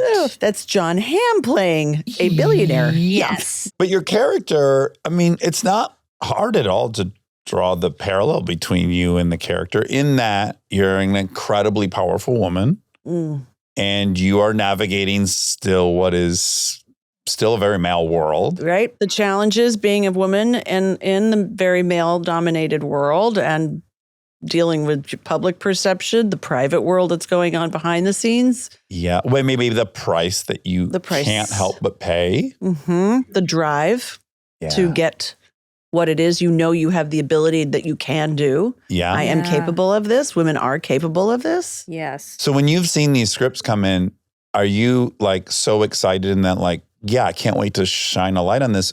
Or are you like, this is a little too close. I don't want it to be so me. Like what's that balance?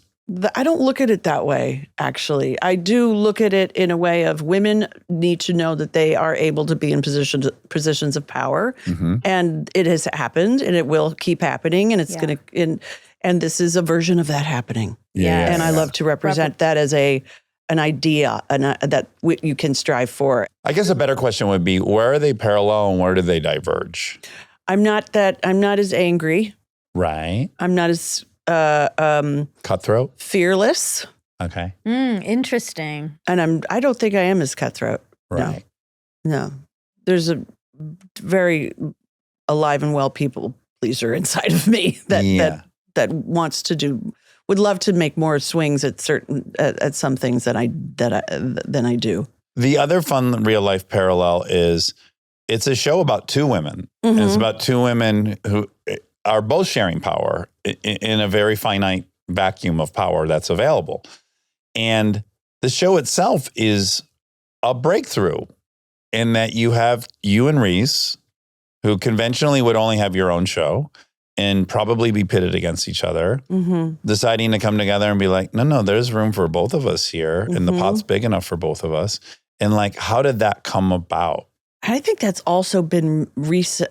We both believe that there's room for all of us. Right. Actresses should not be pitted against each other. Right. Because there's there's opportunity and it's only increasing. Forgive the example, but it's like Ocean's 11. No one said like, well, there's no way we can do it. They're all too big. How will we pay them all? Right. Right. Exactly. That was fine. We're like, oh, we'll figure it out because we want to see this. That's right. And they did figure it out. They figured it out a few times. Trying to remember what they did. They might have done it a couple times. Just one More or than two or once. three Yeah. times. And I think there was only one female version of that. Exactly. We haven't seen that Correct. again. Who approached who? Michael Ellenberg approached us both with the book. Were you friends prior to that? Yeah, Reese she and I, was yeah. on Friends. Oh, I don't. Oh, no, I do know that because you guys interviewed each other. Yes. It was a battle of the blue eyes. I was like, whose eyes are bluer in this interview? My fucking Depending on who got the God. better light. Yeah. Hers are really Oh, beautiful blue balls. no one was suffering in the blue eyes department in that. But you're right, because it was like, test your friendship. This is very telling. Oh, well, that's the other thing. It's like, we're friends. We know each other, but we don't wake up together. Right. I'm not bringing her coffee in bed. Yeah. I felt terrible. She doesn't even live here. No, she don't. So, No, like- she really left all of us. Yeah, she abandoned abandoned everyone. us. She's our neighbor now, actually. She is. Yeah, in wow. Tennessee. See? Yeah. But she's a special gal, right? I love her. She is a spitfire. Yes. She's hard. She works harder than anyone. She's Tracy Flick to She's some degree. so Tracy Flick. Yes. She'll be the Fearless. first one to say that. She is fearless. She will speak her mind. She's the sponge for sure. Yeah, how are you guys like yin and yangy? she loves to read and learn and probably ace tests and work. And I want to go outside and lay in the sun and listen to a podcast, talk to a group of girlfriends, group of friends, have a barbecue, talk about what's going on, listen to another podcast, and then find something and then go to work on Monday. Yeah. I'm a little, that's how we're, I don't know if I could say I'm a little more laid back. We'll That's ask okay. her. We'll see how they compare. We're It'll going be to talk to her interesting. in a couple weeks. Oh, so God. We'll ask her. We'll see if this I'm matches sure she up. agrees. Yeah. You said that you know your value at work, though. You said, I know my value when it comes to career. Do you feel that about the other places in your life at this point? I do. That's nice. That's I good. do. Did you hear? She's like, I'm not going to fucking Burning Man with you. Yeah, easily that was. She's like, fuck you. I that's don't not care if right. this hurts your feelings. I don't know what tricky. fantasy you've cooked up where we're going to go to By the Burning way, Man. I'm psyched for you because you are going to have a good time since you are dying to go. I'm built for chaos. You're built for chaos. I love it. It arouses me. Yeah. Okay, good. Yeah. Good. Yeah. But, did I say bring a medical kit? Someone will have one. No, they won't. They're all on drugs, so I'm they not probably kidding. won't. Please bring a medical But kit. they won't be able to find it. Oh, no. And a phone that you will know you can use at any like that. What do they call them? Yeah, satellite phone. Thank you, satellite. Okay, I'll bring a phones. sat phone if that makes you That would make me feel safer. much better. Okay. Because I won't tell you the other stories of other friends.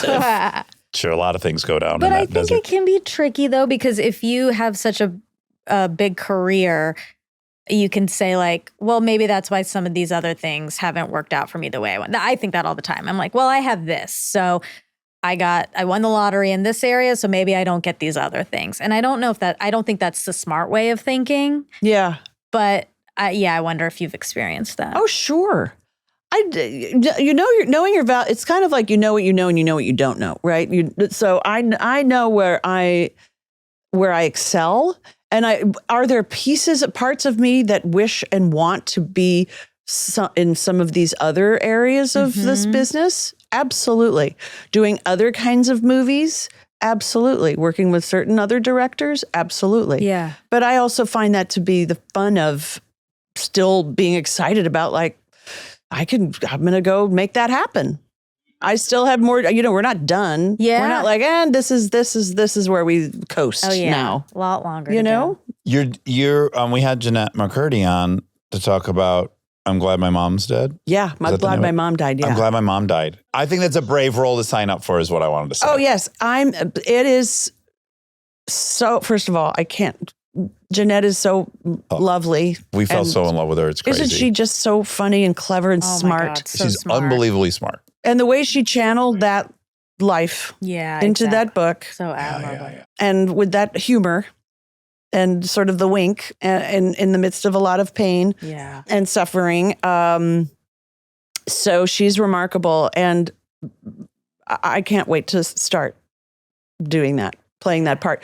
I've been it's been almost 2 years now that we've had it. And I started prep over the summer, end of the summer. So that's a character that gets me nervous. Oh, yes. That's why I'm so excited about it. Like I said, it's a I love very, when I very get nervous. brave. Yeah. Yeah. It's out of the comfort zone. If a job is making me nervous, which is, it means it's something, obviously that I know will challenge me. And so that's good. Not that the others aren't challenging. I mean, certain comedy is super fun, and I've done that for so long. But it's okay that that's easier for us. It comes easier. Yeah. I've been practicing being a clown from the get-go. Yeah. It was our salve. It's That's what right. helped us grow up without dying inside. Yes. Right? Yes. Make people laugh. Then you're like, oh, bring joy. That's a good way to sort of, Regulate. ease it, regulate, Yeah. be happy.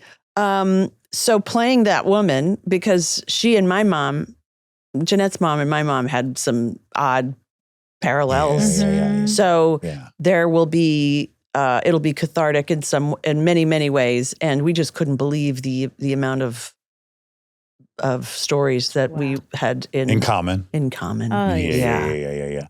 And I think it's good for kids. It's an important story to tell. And it'll help a lot of young kids, just parents, adults, process life that they've lived and things that they've had to Okay, go I through. saved this as the last thing I want to say to you because I don't think you're going to take it well. So I saved it to the end.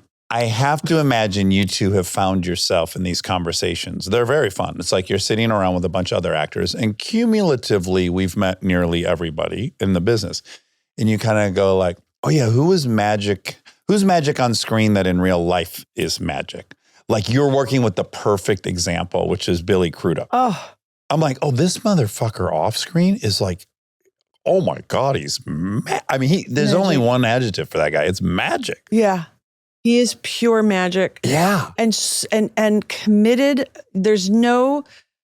I've never met a thespian because he really lives up to it. Like if you looked up thespian in the dictionary, you would see Billy's face. Yeah. He is there's nothing that matters more to him than the work, but he is magic. For 10 years now, Yeah. every time this conversation comes up, I always say the person that just completely blew my mind is like, I thought Jennifer Aniston was hot on screen.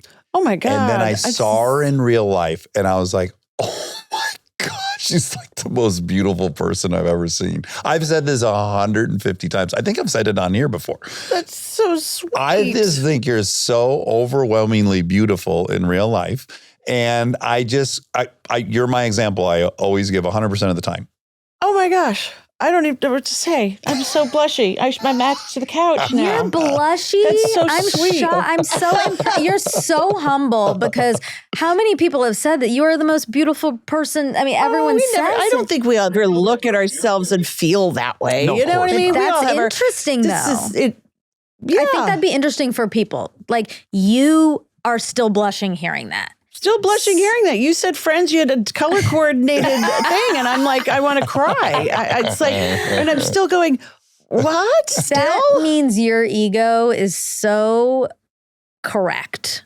And it did not have to be. You could be so off on another planet, and I think most people in your position probably You could have been like, no shit, dude, get in line.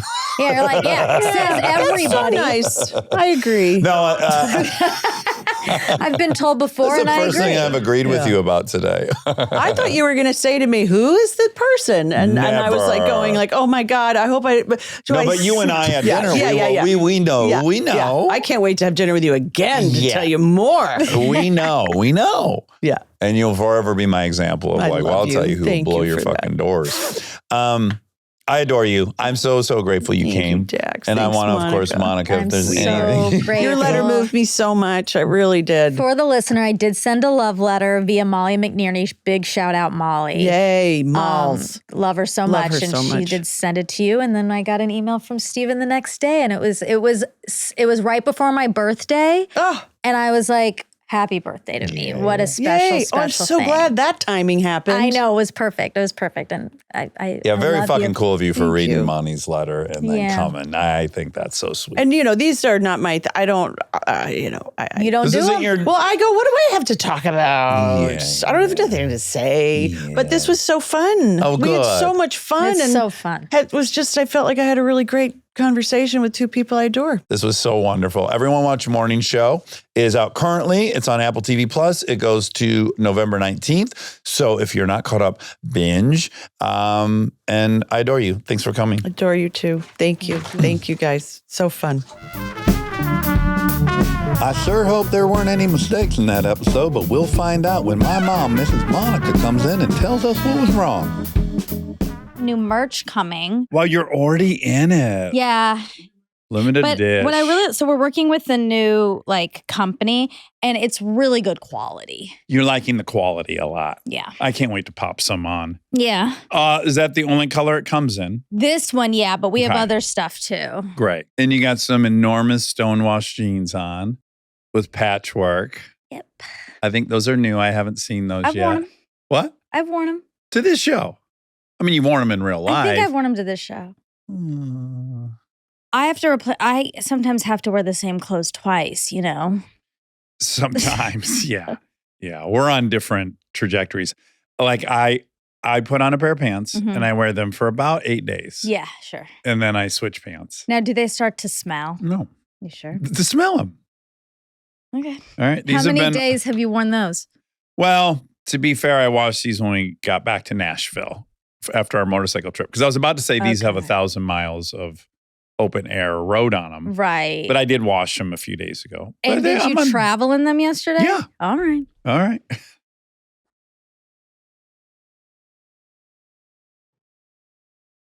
P.U. Oh, come on now. I'm just kidding. There's no way. They don't smell. They don't smell. I did have my prostate examined this morning. Oh, my gosh. Yeah. What happened? Well, I wasn't expecting this, but I had a follow-up appointment with my primary caregiver. Internist. My internist, that's right. And I thought I was just going to chat, and then I gave some more blood and some more yarn. Uh-huh. And then he said, okay, why don't you drop your slacks and turn on your side? Yeah. I want to feel your prostate. And did you say, I know you want to, but do you need to? No, I just comply. Oh my God, you never do that. Well, at the doctor, I tend to. Wow. Although that's not true, no, because he wanted me to get a flu vaccine. I said, no, thanks. But then he said, what about the pneumonia vax? And I said, sure, I'll take that one. Pneumonia, yeah. The pneumococcal. Pneumococcal pneumonia. Pneumococcal. Pneumococcal. Guys, why? I know. Not everyone has a hard time with it, though. But Huey and I were just lamenting about this. Why do all these prescriptions have to have an X, a J, a Z? It's like they're going out of their way to make it difficult. In pneumococcal pneumonia. I think it's fun. It's like alliteration. Okay. It seems excessively hard for no reason. It is a lot. What's the goal? To let people know what it is, or to like flex with how many letters you can put in the name? I don't think it has to be about letting people know what it is. So maybe it's Latin and stuff. Okay. Anyway, back to your process. Anyways, okay. So, yeah, so I did pee. I did give blood. Then he went in there. And, I mean, I had anxiety, but not for the reason you might think. What do you think my anxiety was? During the exam? Him putting his finger up. Poop. Yes. Yeah. Like I had gone this morning, but it was not what I wanted because I had. So he puts his finger up there? Of course. What else? How is he going to feel my prostate? I don't know. But he didn't even ask me, like, have you had a movement or anything? He just, I guess, assumed I had. You shouldn't assume. Some people don't have regular movement. No. And again, I didn't have like what I would call a completely satisfactory movement this morning. Anyways, he went in there. I guess there was no obstructions. And he said that my prostate felt tiny and healthy. Oh, great. Tiny. Generally, that's not a good descriptor, but in this case it is. Okay. Yeah. Wow. Uh-huh. I just feel like there should be a way to do that without having to stick your finger in there. Like in 2025. Although some part of me is like, I love how old school it is. Sometimes it's as old fashioned as that. His finger, my prostate, yep, that's the right size. Wow. Which I trust more than a gizmo. What's a gizmo? Oh, like an ultrasound that looks through. I trust that. Then you have do. the actual image and it can probably be measured. Yeah. Yeah. Just based off his little finger. What if his finger, it's like. If his finger was enlarged and my prostate just felt small. Yeah. Relative to his. Wow. Do you feel violated today? No, it was fine. Okay, it that's was really good. fine. And then he gives you some tissues to wipe your butt with afterwards because there's a lot of jelly in there. Jelly. Yeah. Not just like a random butt wipe. But it's an emasculating or something experience to wipe your butt on the side of the table. Like, it's very vulnerable. That image is rough. Yeah, wiping on my side. I felt like a prostitute who had just like, like I was gathering myself up. Sex worker. No, I felt like a prostitute. No. I'm not calling other sex workers. Because sex workers have respect. I felt like a prostitute from the 80s. Okay. Wow. Yeah. Back when they were prostitutes. Did you look at the tissues? It was clean as hell, thank God. But you were worried. Yeah, you're wiping your butt in front of a doctor. Oh. I know. I'm glad you're having the same reaction. Yeah. He should leave so that you can wipe. I'll let you. I'm going to step out while you wipe. Yeah. That's crazy too. No, it's not. It's here. You can wipe. I'm going to go do some. No one should be wiping out away from a toilet is what the issue for me is. I know. Wiping happens on a toilet. Yeah. You're right. Not like I'm going to bring you to the lobby, wipe, or I'm going to bring you to this closet. Not lobby. No, he goes to do some, quote, paperwork while you clean While up. I do paperwork. Well, So anyways, I think that's all good. That's positive. okay. That the prostate was the normal size. Well, actually, I think it's kind of nice that they give you the tissue because when you get like a pap smear, Yeah. or when like I got my eggs frozen, they like do a lot of internal ultrasounds. And they lube the hell out of that? Yes, and then you don't get tissue, and so it's all like gooey. Jelly. Yeah, it's a jelly I don't like too. that. Yeah, it feels so weird in your underwear. It does. In your underwear. It does. Yeah. Wow. Wowzers. Oh my. Okay, you've had quite a morning. I've had quite a couple weeks, but today is my last day of antibiotics, which That's good. I'm delighted about. Okay, Yeah. cool. Speaking of fingers, Yeah. I had another hand injury. Oh no, what happened? It's not as exciting as my other ones, Right. but weirdly, okay, so I get a flower delivery every 2 weeks. It's like the highlight of my month. Yeah. It's so exciting. Twice a month, Yeah, but yeah. I have 2 highlights, and Yeah. it's really exciting. Yeah. And they came. And how long do they last? So it depends on week? the flower. Normally a week, but I think these are going to get me a little longer Okay. because the stem is like wood. Okay, it's a branch. Yeah, it's more branch-like. Uh-huh. And that's good, but also, so you're supposed to cut the ends of all the stems, before you put them in water Right, and so stuff. that they'll leach up the water. Yes. Yeah. And cutting the branches is harder than cutting regular flowers. Right. And I Did you have have to use special a scissors. Hacksaw or?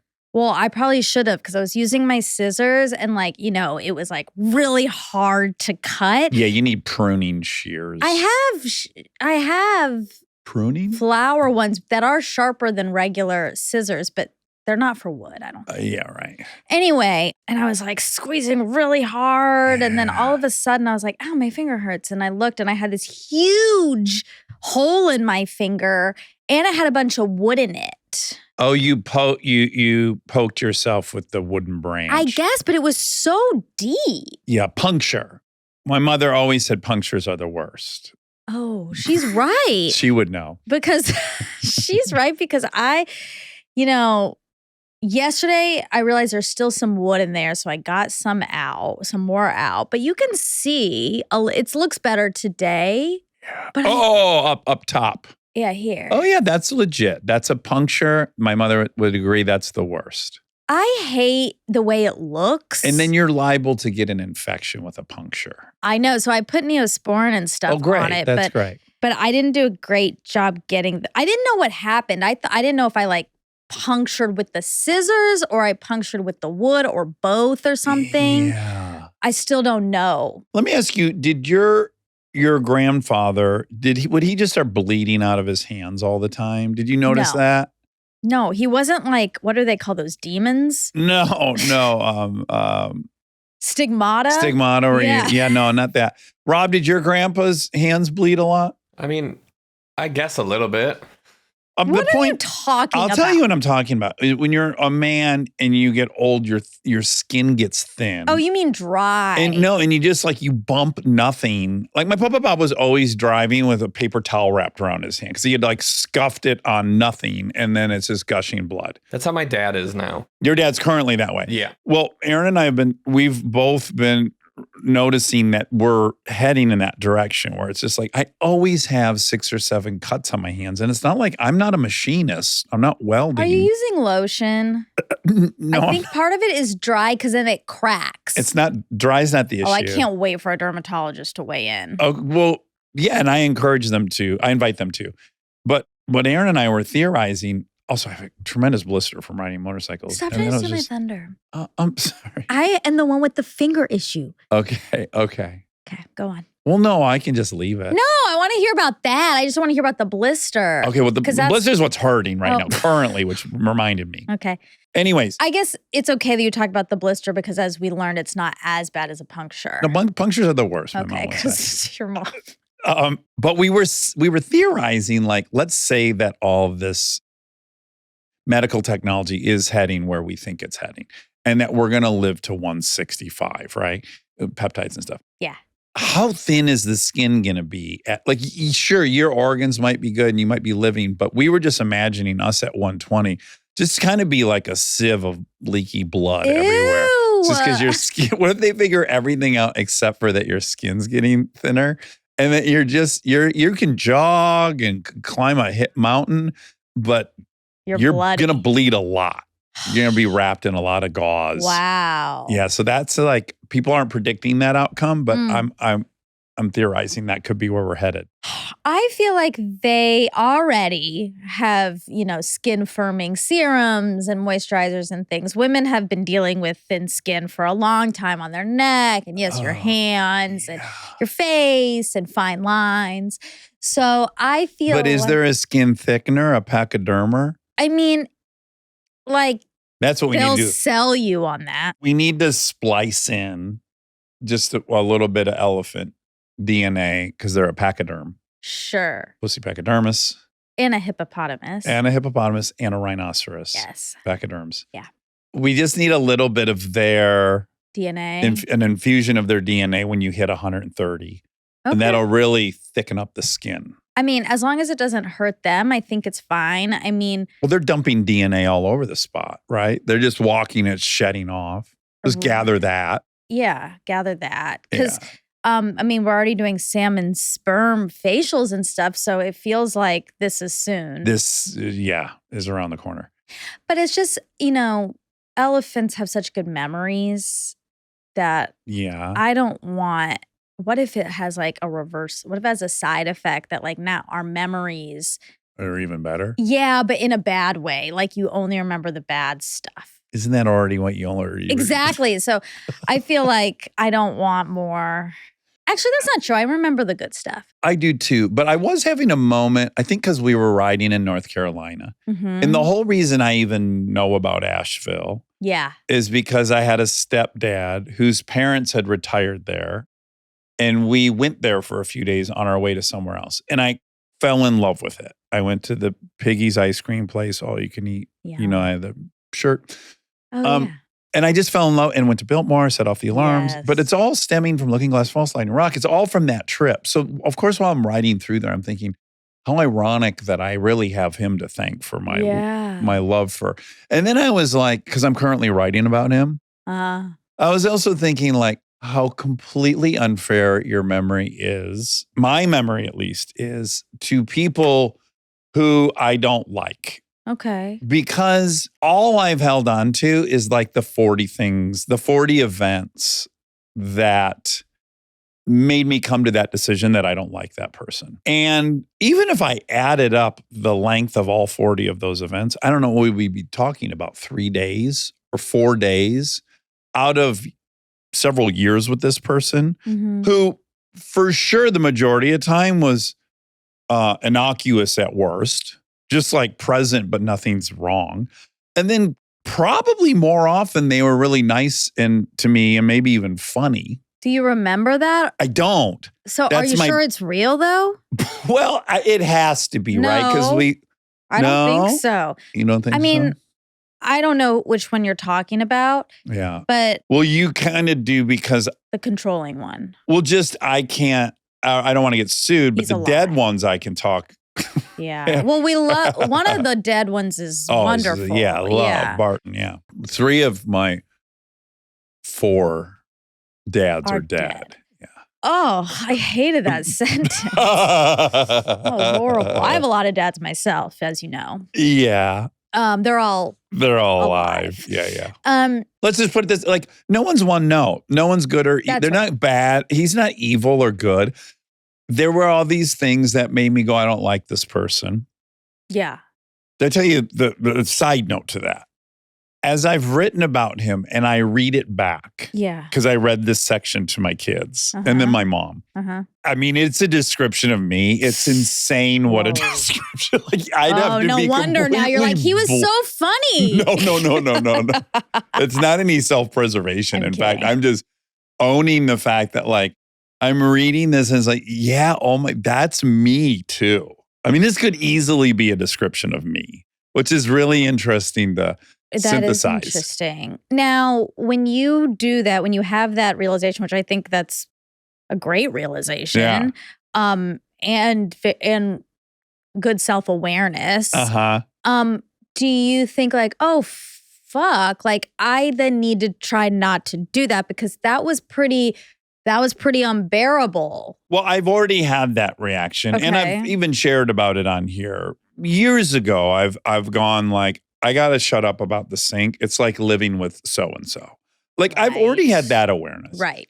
But when I just go through the actual, like the description of like, he was so type A, he was so routine. He was like ran marathons, psychotically fitness, Yeah. raced motorcycles, drove too aggressively, got in fights with people everywhere he went. It's really funny. And then, of course, in my mind, there's some That's right. difference because I think my spirit is kinder and more loving. Right. But just on paper, again, and that's what helped me look at like, well, I've listed some qualities about him, and then Yeah. you could list those about me. Mm-hmm. But also, my kids might choose to list that I'm really patient and generous Yeah. or whatever, a whole other suite of behaviors. Yeah. Don't you think also, though, I've been thinking about this a lot, like people, I think especially actually people like him. I mean, I never met him. Yeah. I probably won't. You wouldn't have liked him. Right. I have a sense He I wasn't playful and fun. He was rigid. and mean. Like being mean. Like I think it's nice of what you're doing. You're trying to lend some generosity and compassion and understanding. And like, yes, no one is one thing. And acknowledging the subjectivity of my memory. Yeah. Which is that's like I've true. held onto the things that reinforce this opinion I have of this person. Yeah. And I've really let go. I'm sure he bought me ice cream a million times that I don't remember I one know, time. but like buying ice cream doesn't make up for horrible stuff. I guess that's sort of, it's like, okay, yeah, there are good moments, great. But like, because obviously your mom wouldn't have married him if it was all bad moments. That's how all of this happens, right? Yeah. And then, but it doesn't justify beating her up or being so controlling. Everyone's walking on eggshells and wants to die. Yes. Like, you know? And I guess my other layer of compassion in writing about him is like, he suffered the most from this Yes. personality type. Again, how mad can I be at someone when they're like, he was paying the price of this intensity? Yeah, you don't have to hold anger. Yeah. But you can still have understanding that like it was good you guys weren't around that for much longer because like Yeah, that was yeah, not yeah, a tenable environment. Yeah. And it does suck for him. It sucks that he has to live in that brain. Like that's really, really hard. Yeah, that's the thing. I guess if he was loving life and we were the victims of that, I think I'd have one opinion of it. Yeah. But I think I'm old enough now to go like, he's a pretty unhappy person Yeah, that of couldn't course. figure out how to be in jive with the world around him. Yeah. And then he paid the price and we paid the price. And Yeah, like, exactly. and that's- Everyone Yeah, and that's kind gets of like hurt. humanness. Yeah, it is. Stay tuned for more Armchair Expert, if you dare.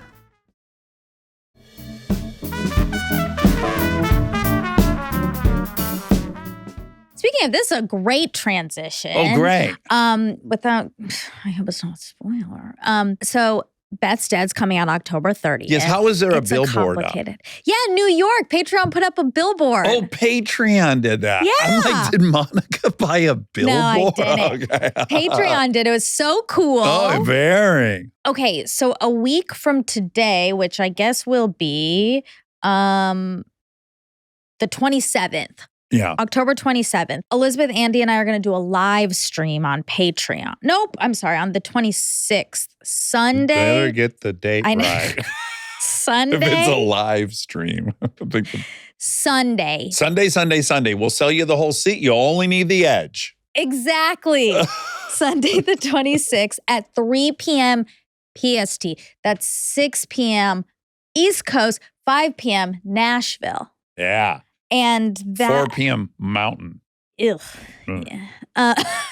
If you're in Mountain, don't listen. I'm just kidding. Come, please Listen. come. Please come to the live stream. But listen to it at 3 p.m. Pacific, not 4 p.m. Mountain. Just get the date. We'll put some stuff up. You can find it. But on our Patreon, Bethstead Patreon, we're going to do a live stream so you can chat with us, ask us questions. And I've never done a live stream, so I'm excited about it. I haven't either. I think we're contractually obligated to then do I'll it. practice for us. Please learn how to do it so we can fulfill that. Anyway, so I'm really excited. And then that is leading up to the launch on the 30th, which is very exciting. And that's a complicated story as well. That's what just reminded me of it. I'm so excited for you guys. I hope everyone listens. Anyway, so come to the live stream, check it out. That's that. Give it a check out. Give it a check out. Okay, I have updates from my. Well, why don't you tell me what happened while I was on this trip?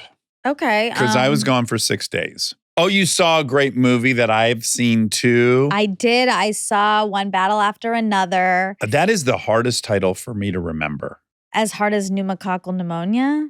Not because I can't remember that one. Okay. One Battle After Another. Yeah. So good. I loved it so much. I saw it at the Vista as it was intended to be seen, Vista Vision. And do we think that's a real thing? yes. I know it says Vista Vision. Yes. But do you think they just invented that name because it's the Vista Theater, or that's No, a thing? it's called the Vista Theater because of Vista Vision. Are you sure? Yes. Oh, wow. They installed a special screen for it there and everything. It's the way it's filmed. It's a specific. Well, I know it was filmed in a larger format, and I saw it at IMAX for that reason. And I do think they have a 70 millimeter projector there at Vista. I'm just wondering if Vista Vision was proprietary before that the theater. Vista. Yeah. And I don't want to offend anyone. I'm just Vista curious. Vision refers to a high-resolution widescreen film format developed by Paramount Pictures in 1954. Oh, wow. It works by running 35 millimeter film horizontally through the camera, which uses a larger negative area to capture a higher quality image with less grain than traditional vertical 35 millimeter film.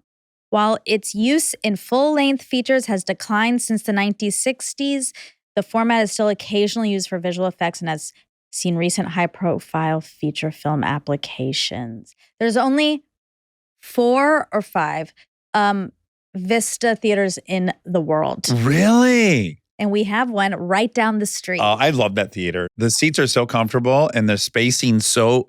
That's what I like is you get a couple feet in front of your feet. Yes, you can stretch your whole legs out. Okay, so I saw with Jess. Now, there was a hiccup. So it's sold out. Like those Vista ones are sold out, but there was availability at the 2 p.m. Great timing, actually, because then you have time for dinner. Yeah. So we're driving up, and I had plans to get coffee from Pam's Coffee, the coffee shop that's next to it. That's also owned by Quentin. That's after Pam Coffee, Pam Greer. And this is notoriously the coffee shop that I thought was owned by a Black woman. And it was a Black-owned business. And I thought I was supporting, but really I wasn't. All right. Anywho, so... It's a white-owned business, as it turns out. It's a white male business. So anyway, I was like planning on getting a coffee, and we're driving up the line. So at the Vista, you don't buy your seat. You just buy tickets. Mm-hmm. Okay. So the line is wrapped around 3 blocks. Like it is so fucking long. And I was like, what is that for? And then he was like, it better not be for the movie. And I was like, it can't be. It won't fit all these people. This is insane. And he was like, oh no, if it is, like, we can't go. Right. And I was like, yeah, I know. Like, I don't think we can stand in this line. I don't sit in the front row. Exactly. So then he was like, we can't sit in the front row. And I was like, yeah, okay. Well, here's our plan. We'll go into Pam's Coffee. We'll kill time. Well, that line dies down. Yeah, the whole line will go in, and then we'll see. Like, if there's only seats in the very front, we won't watch it. We'll go to Bucatini, this store down the street that I'm really excited about, that I love. Okay. An Armchair works there. And I was getting kind of excited about going to Bucatini. You were now like actually more excited to go shopping. I moved on. Yeah, I moved on, and I was like, ooh, Bucatini. Like, I'm going to buy this cute little dish there and maybe some pasta. And then we get the coffee, and we do have to end up getting in line. It's moving at this point, but we do get in line. And Jess keeps asking. He asked like 8 people, have you guys been here? Do you think we'll all fit? He's like, he's very worried. Yeah. And he's getting verbal about it. Yeah. Yeah. And this poor guy behind us was seeing White Lady or some other movie. And I was there's like, a second cinema there? yeah, there's 2 screens. Oh. He said, I'm actually seeing White Lady or whatever. And Jess said no one. So anyway, we get in and it's packed. There's like some random 1 seats, but it's hard. And so we go to the front, and there are some seats like 4 rows back. And we were like, all right, let's try it and we'll leave if this is bad. Shout out to an armchair Chris who sat next to us. He introduced himself and he was so lovely and sweet and loves the show. And it was really nice. Was he single? No, but that's funny because Jess was like, he's cute. This is one of those times you gotta like, and I was like, no, I don't know. And then Jess started talking to him. Sure. And then they went on a date? No. And then he was like, we just moved here. And he was like, we? Who's we? He was winging very well. Yeah, well, he's very good at this kind of thing. And he was like, my wife and I. Open relationship or closed? No, we didn't. We didn't get that far. Anyway, so then the movie starts and we're in immediately. We're not leaving. We love it. Yeah. It's such a thrill ride. It doesn't take its foot off the gas the whole 3 hours. I know. And the woman. Which one? I mean, at the beginning, his Tiana Taylor. Tiana. She's amazing. What a monster. I know. And then they're like kissing and licking each other. And I was she's so horny. Every time she gets in the car, she's trying to fuck at all the crime scenes she wants and stuff. To fuck everywhere. She's so hot and he's so hot. Yeah. It's incredible. It's incredible. The acting's unbelievable. Leo's impossibly good. He's just the greatest actor. Sean Penn is absolutely unhinged. I mean, what a fucking performance. It's incredible. The only thing I can think of that like is on the same level is D'Onofrio in Men in Black as the monster, who has a monster inside of his body. That's right. I mean, the physicality in that walk he had. I know. It's so bizarre. It's so good. I was just crying at the end uncontrollably. Yeah. Father-daughter. That was interesting to me because I am a big sucker for father-daughter as a daughter. As we talked about, I have many dads. Yeah. And it's the daughter of many. Yeah. And I'm a sucker for that. I mean, Interstellar, oh my God. Oh my God. I did expect to be slightly more moved by that storyline, but I think it's because there's just so much going on, and it's funny, but it's like hectic. It's hectic, and you're on pins and needles. But I mean, it still got me, but I was expecting a little bit more from that. Also, like, it's just so annoying that he still looks like that. He still looks so good, and that made me annoyed. You were annoyed by that. And horny. And horny. I was both. So I think what you're describing is agitated. I was agitated. You were agitated in your groin. I mean, I did spend like 4 or 5 minutes after the movie thinking about if it really would be a possibility to get some of his sperm to impregnate my egg. Oh, okay. Because the baby in the movie is so cute. Oh, my God. And it's a mixed baby, not Indian. Actually, there's a hilarious line about mix. So a lot of the movie is like calling out / parodying these like very extreme white supremacy groups. Yeah. Mm-hmm. And there's some... It's like, hysterical. It's wild, and there's some hysterical lines in there. Yeah. And I just thought he nailed it. And I also was like, oh yeah, he can do this. He is married to a Black woman and has mixed race children. Like, he understands this. That's also, I was like, I can't believe he's married to Maya, and they just like are out in the world. Like, he seems like such an enigma, like Quentin, that it's like, you went to Ola's with him. Is that what it's called? Olga's. Olga's. Where he thought he was dead. Yeah. You went to Olga's with him, a Greek restaurant in Michigan. No, in in Austin. Thousand Oaks. Oh, in Thousand Oaks, yeah. And Weirder like, than actual either of those states for us to be in. yeah. And that's just like so weird to me that he's a real person. Yeah, he's a normal dude. Yeah, that's so cool. Yeah. It made me feel very grateful for creative brains. Sure. Yeah, that's such a unique, singular kind of take on all this. Yeah, it was great. Yeah. It was great. It was great. Do you think Maya ever just like looks at him and like he farts in the bed and she's like, "How are you him?" No. I bet she's not. I bet she doesn't feel about his Art? the way you do. Yeah. Really? Yeah. I bet she thinks he's good, but I don't think like you've infused a little bit of magic. Yeah. Yeah. Like the world has. I mean, the world puts him in this like, legendary. That's just hard. That'd be so interesting for me. I'll try it. If Leonardo, it's a similar situation if I date him and he gives me a sperm. That you'll be and he farts enamored. in the bed. Yes, I don't think people can be in relationships if they're enamored with one another. I agree. I think they can respect each other, but I don't think agree. they can be enamored. So no, I doubt she's ever in bed thinking like, God, he's so good at filmmaking. I bet she never ever thinks that. Well, no, I guess I mean more like I agree with you. And actually, I think I'm someone who like from afar is enamored, and then as 40 seconds into meeting someone, it is gone. Because by the way, who gives a fuck if someone's good at their job?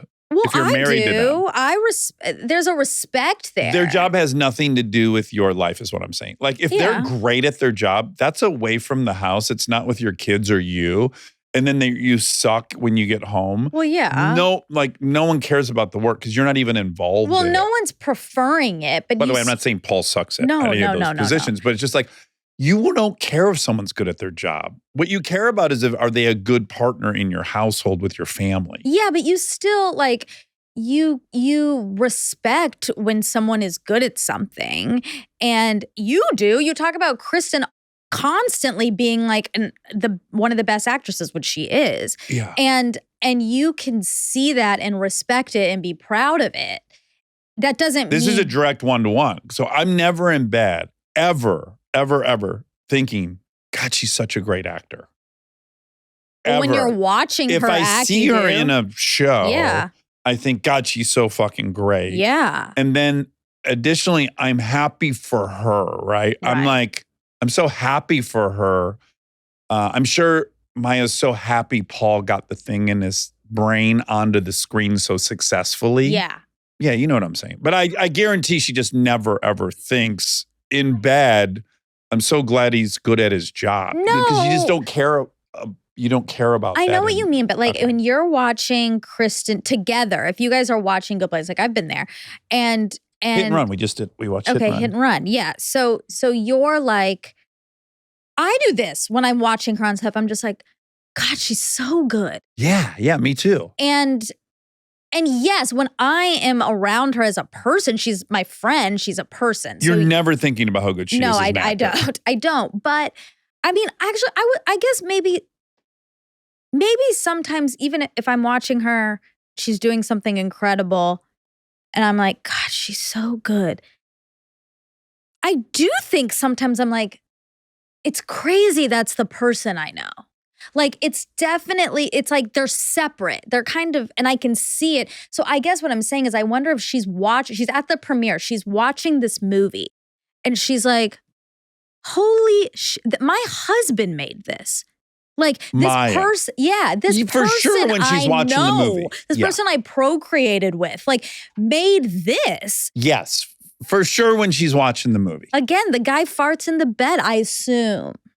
He does. He's a human, and all humans fart in their bed. You even told me you fart in your bed. No, like one time. Okay, I already know that you. Okay, I got one time. But again, let's say your husband is the greatest accountant in the world. Yeah. You're never laying in bed being like, oh man, he's so good at work. Because again, you're not. That's something he does completely separate from you and your family. So him being good at that job has no impact on you other than financially. Yeah, it does. But if he comes home and he didn't take the trash out and then he leaves his dishes on the thing, it's like, how good of an accountant he is, no one gives a fuck. Yeah, I don't know. I hear what you mean, and I think you're right, but I still think there's a respect that happens when someone is good at what they do. And my parents have it for each other. I see it. And they talk about they respect each other and admire each other. But the things that are annoying your mom about your dad, she never goes, but he's a great engineer. No, I know that. But the problem is a lot of actors and directors and writers act like in their house, they should be being revered as an auteur. Right, that's bad. Yeah. And they find people who are fans and allow them to act completely lazy in all departments because they're a genius in this one domain. Yeah, that's why I don't want to date an armchair. And it's bad. No, it's bad, yeah. It's bad for a partner to care that the person's good at the job, and it's bad for the person who's good at the job to think that being good at the job has anything to do with your real life and in your interpersonal relationships. I think you're meshing it a little bit. I don't think it's bad to be like, my husband or my wife is impressive. So talented. And so talented and just a hard work. Good. They're good at that. Yeah. And I'm impressed by it. Yeah. That's one thing. That doesn't mean that you're just in full like, oh my God, I can't believe how amazing he is. And I just want to I'll do anything to keep him. But most specifically, it doesn't get you out of a single thing. It shouldn't get you out of anything, no. I think people fall in love with rock stars because they see them on stage. And on stage, they're absolutely magnetic and once in a lifetime. And then they get out to dinner with them and they're a normal people. No, I could not be in more agreement. You're actually saying the thing I say constantly, which is no one should be afraid of anyone's status. Everyone should talent. But those are often combined. Oh, yeah. And so for me, no, that's one thing they do, but you're in a group of people, you're a person, you're a regular person, That's right. Everyone's the same. And this reverence is dangerous. Yeah. If Kristen slaps one of our daughters on the same day she wins an Emmy. Well, she deserves that because she has full of emotion. It's a lot. I wouldn't give a shit about. Yeah. No. Anywho, want to do some facts? Yeah. Now, I want to begin by saying that we had a bunch of alcohol on the table during this interview. Yeah. People might be confused by that. Yeah. Where did it all go? Rob made me take it. Oh, okay, great. And that is because you thought she would be nervous and that it might be fun to have some libation. Is that what it's called? Yeah, libation. Yeah, okay. Libations. Yeah. To loosen her up. But when she arrived, you offered it to her and she was like, what is going on here? I don't even think I got to offering it for her. She's like, who's going to drink it? She made it really clear that was sounding crazy. So I was just like, oh, yeah. Yeah, we think this it's is left crazy over from a party we had last night in the studio. In the Clydeo. Yeah. So no one partook, just FYI. But it was a nice arrangement. I don't mind it as a table piece. Yeah, it's they need to pay us for that. Oh, okay. What if we took the labels off? I just like the idea of some cocktails and lime sitting out for guests. If I was willing to offer it to her, this is where it's not fair. Okay. I should offer it to everybody. Well, we have a lot of sober people in here. I'll offer it to them and test their sobriety. It's a test. Anyway, that was that. That was booze. Oh, by the way, someone got it. I had said vodka and limes and a lot of limes because I had asked our mutual friend Amanda what's her cocktail, and it was vodka with a lot of limes. Yes, this was on a previous fact check where It was on a fact check, and someone wrote in the comments, "Vodka limes is Jennifer Aniston," and I was like, they know everything about her. Wowie. Yeah, that's cool. It's not like they pitched anyone else. Surely other people drink vodka and limes. I didn't see another name in the comments, but it was like, bingo, it's Aniston. Wow. Yeah. Good job, that person. I didn't know, so I feel dumb. I'm shocked you didn't know. What is Taylor? She likes wine. Taylor likes wine. People know that. She likes sourdough bread. And she likes sourdough bread. I'd put a hot loaf of sourdough bread in front of her. Well, some people did that while she was on this tour selling. Oh, they did? Yeah, someone gave her sourdough. Is she like it or not? Like She liked it. Okay, so but it worked, but it's already been done. It's already been done. I will What get about her. sourdough saturated in wine? That sounds gross. Sounds good to me. It does. Eat it with a fork and knife. It's kind of like Jello shots. It's very biblical. It You is. eat the bread, you bread drink and the wine, wine. the body and blood of Christ. Ding, ding, ding. Jennifer Aniston. Okay, Babar.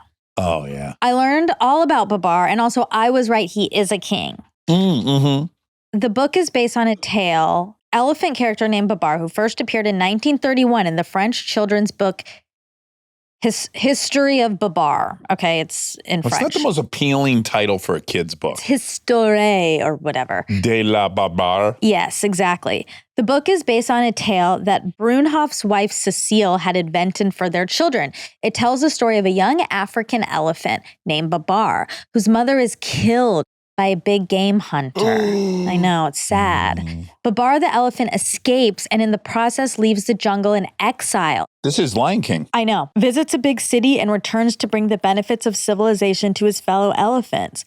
Just as he returns to his community of elephants, their king tragically dies from eating a poisonous mushroom. Ooh. Because of his travels in civilization, Babar is chosen king of the elephant kingdom. He marries his cousin Celeste, and they subsequently okay. have children and teach them valuable lessons. Oh, that's lovely.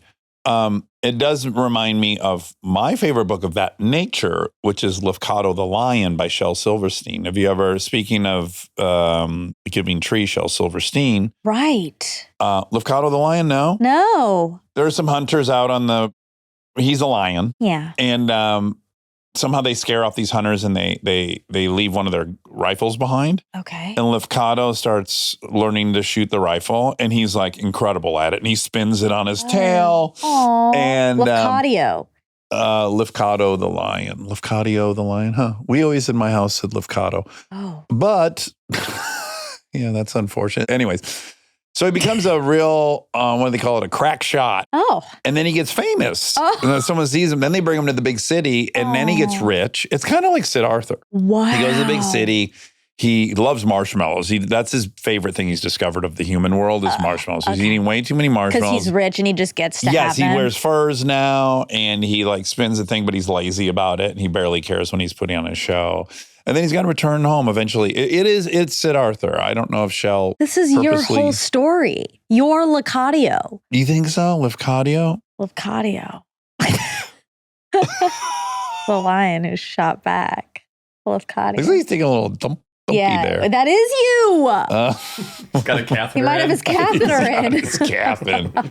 Shel Silverstein is full of like He also has tales. and he's got a perverted book. I used to love it. There's this huge, tall book that was in our thing. And I remember removing it. I was being naughty when I would look through that one. We forgot to ask her about 1111. That was a huge mistake. Yeah, we fucked up. I know. I'm Shit. upset about that. I didn't even see on her wrist if that was there. Exactly. I didn't either. I wonder if that was like a temp for a movie. Maybe. Oh, We'll never know until she comes back. we could know, but I don't No, want we you have to wait till she comes back. I'll send her another letter. Okay. I wonder if it will work the second time. Okay. Cher's dollhouse. Cher the pop star or That's what, yeah, I think. I'm also kind of confused by this. Says you fill your little Cher dressing room with many little pink hangers of many little Cher doll fits. They were designed either from Bob Mackie. or maybe like in her Sonny and Cher days, she had a line of toys or something. Yeah, I think so. Also, ding, ding, ding, Bob Mackie designed a lot of the outfits that Taylor is wearing in Life of a Showgirl. Oh my goodness. I know. Wow. Alan Parker did direct Fame. She was right about that. Mm-hmm. Bruce Almighty, his name is Bruce. Yeah, thank God.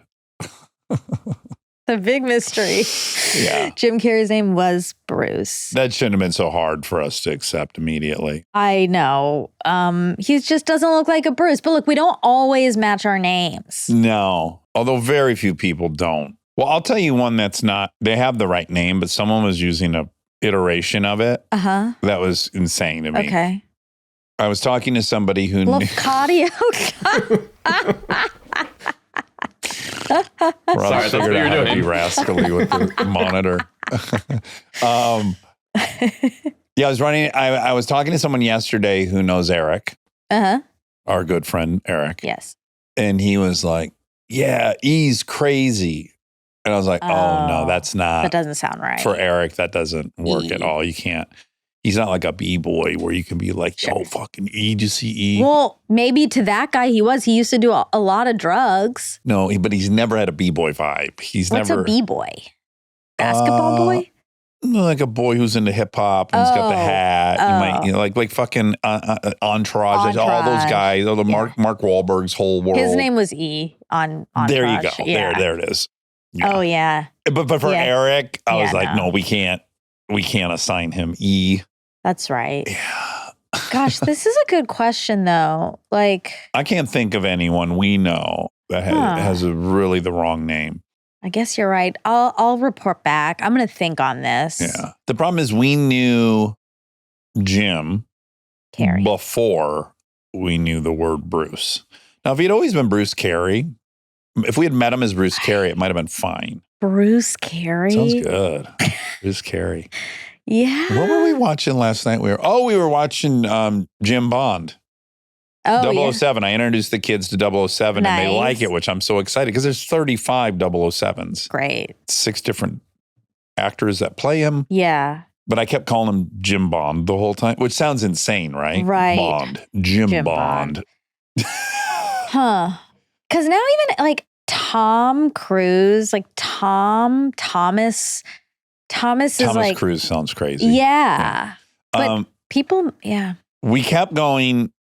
Me and the girls were like, who wins in a fight between Jim Bond, specifically Daniel Craig, because he's such a beast. Yeah. So he's got the body on Ethan Hunt, Mission Impossible. But the girls decided Ethan had more moves, and I think I agree. I think in a battle to the death between Jim Bond and Ethan Hunt, Interesting. that Ethan wins that fight. Okay. But Jim looks way better doing it. Okay. If people call him Dan, that doesn't work. Dan Craig. I don't like that. Now we're getting close to Danny Craig. Then it's the Well, discount food, or not discount, I don't think it's discounted calories. Okay. Some of the things the morning show predicted or like was kind of like right ahead of. Yeah, billionaire space race. Me too.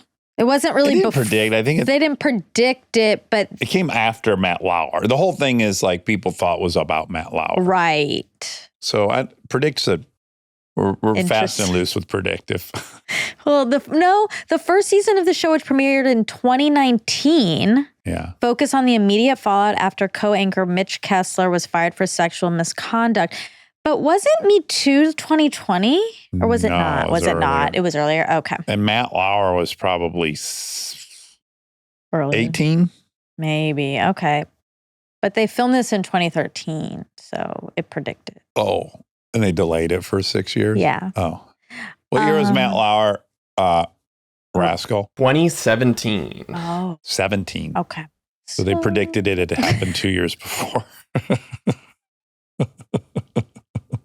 Okay, COVID Okay.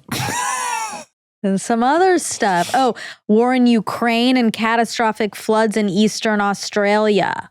And we're sure that, again, that those. Yeah. Okay. Those happened. Yeah, those Before. happened. They wrote it before. Okay. Sorry, I'm having a spray malfunction. Yeah, it's on your lip. You have spray on your lip. All right. Well, that's it for one of the loves of my life. All right. Love you. Love you.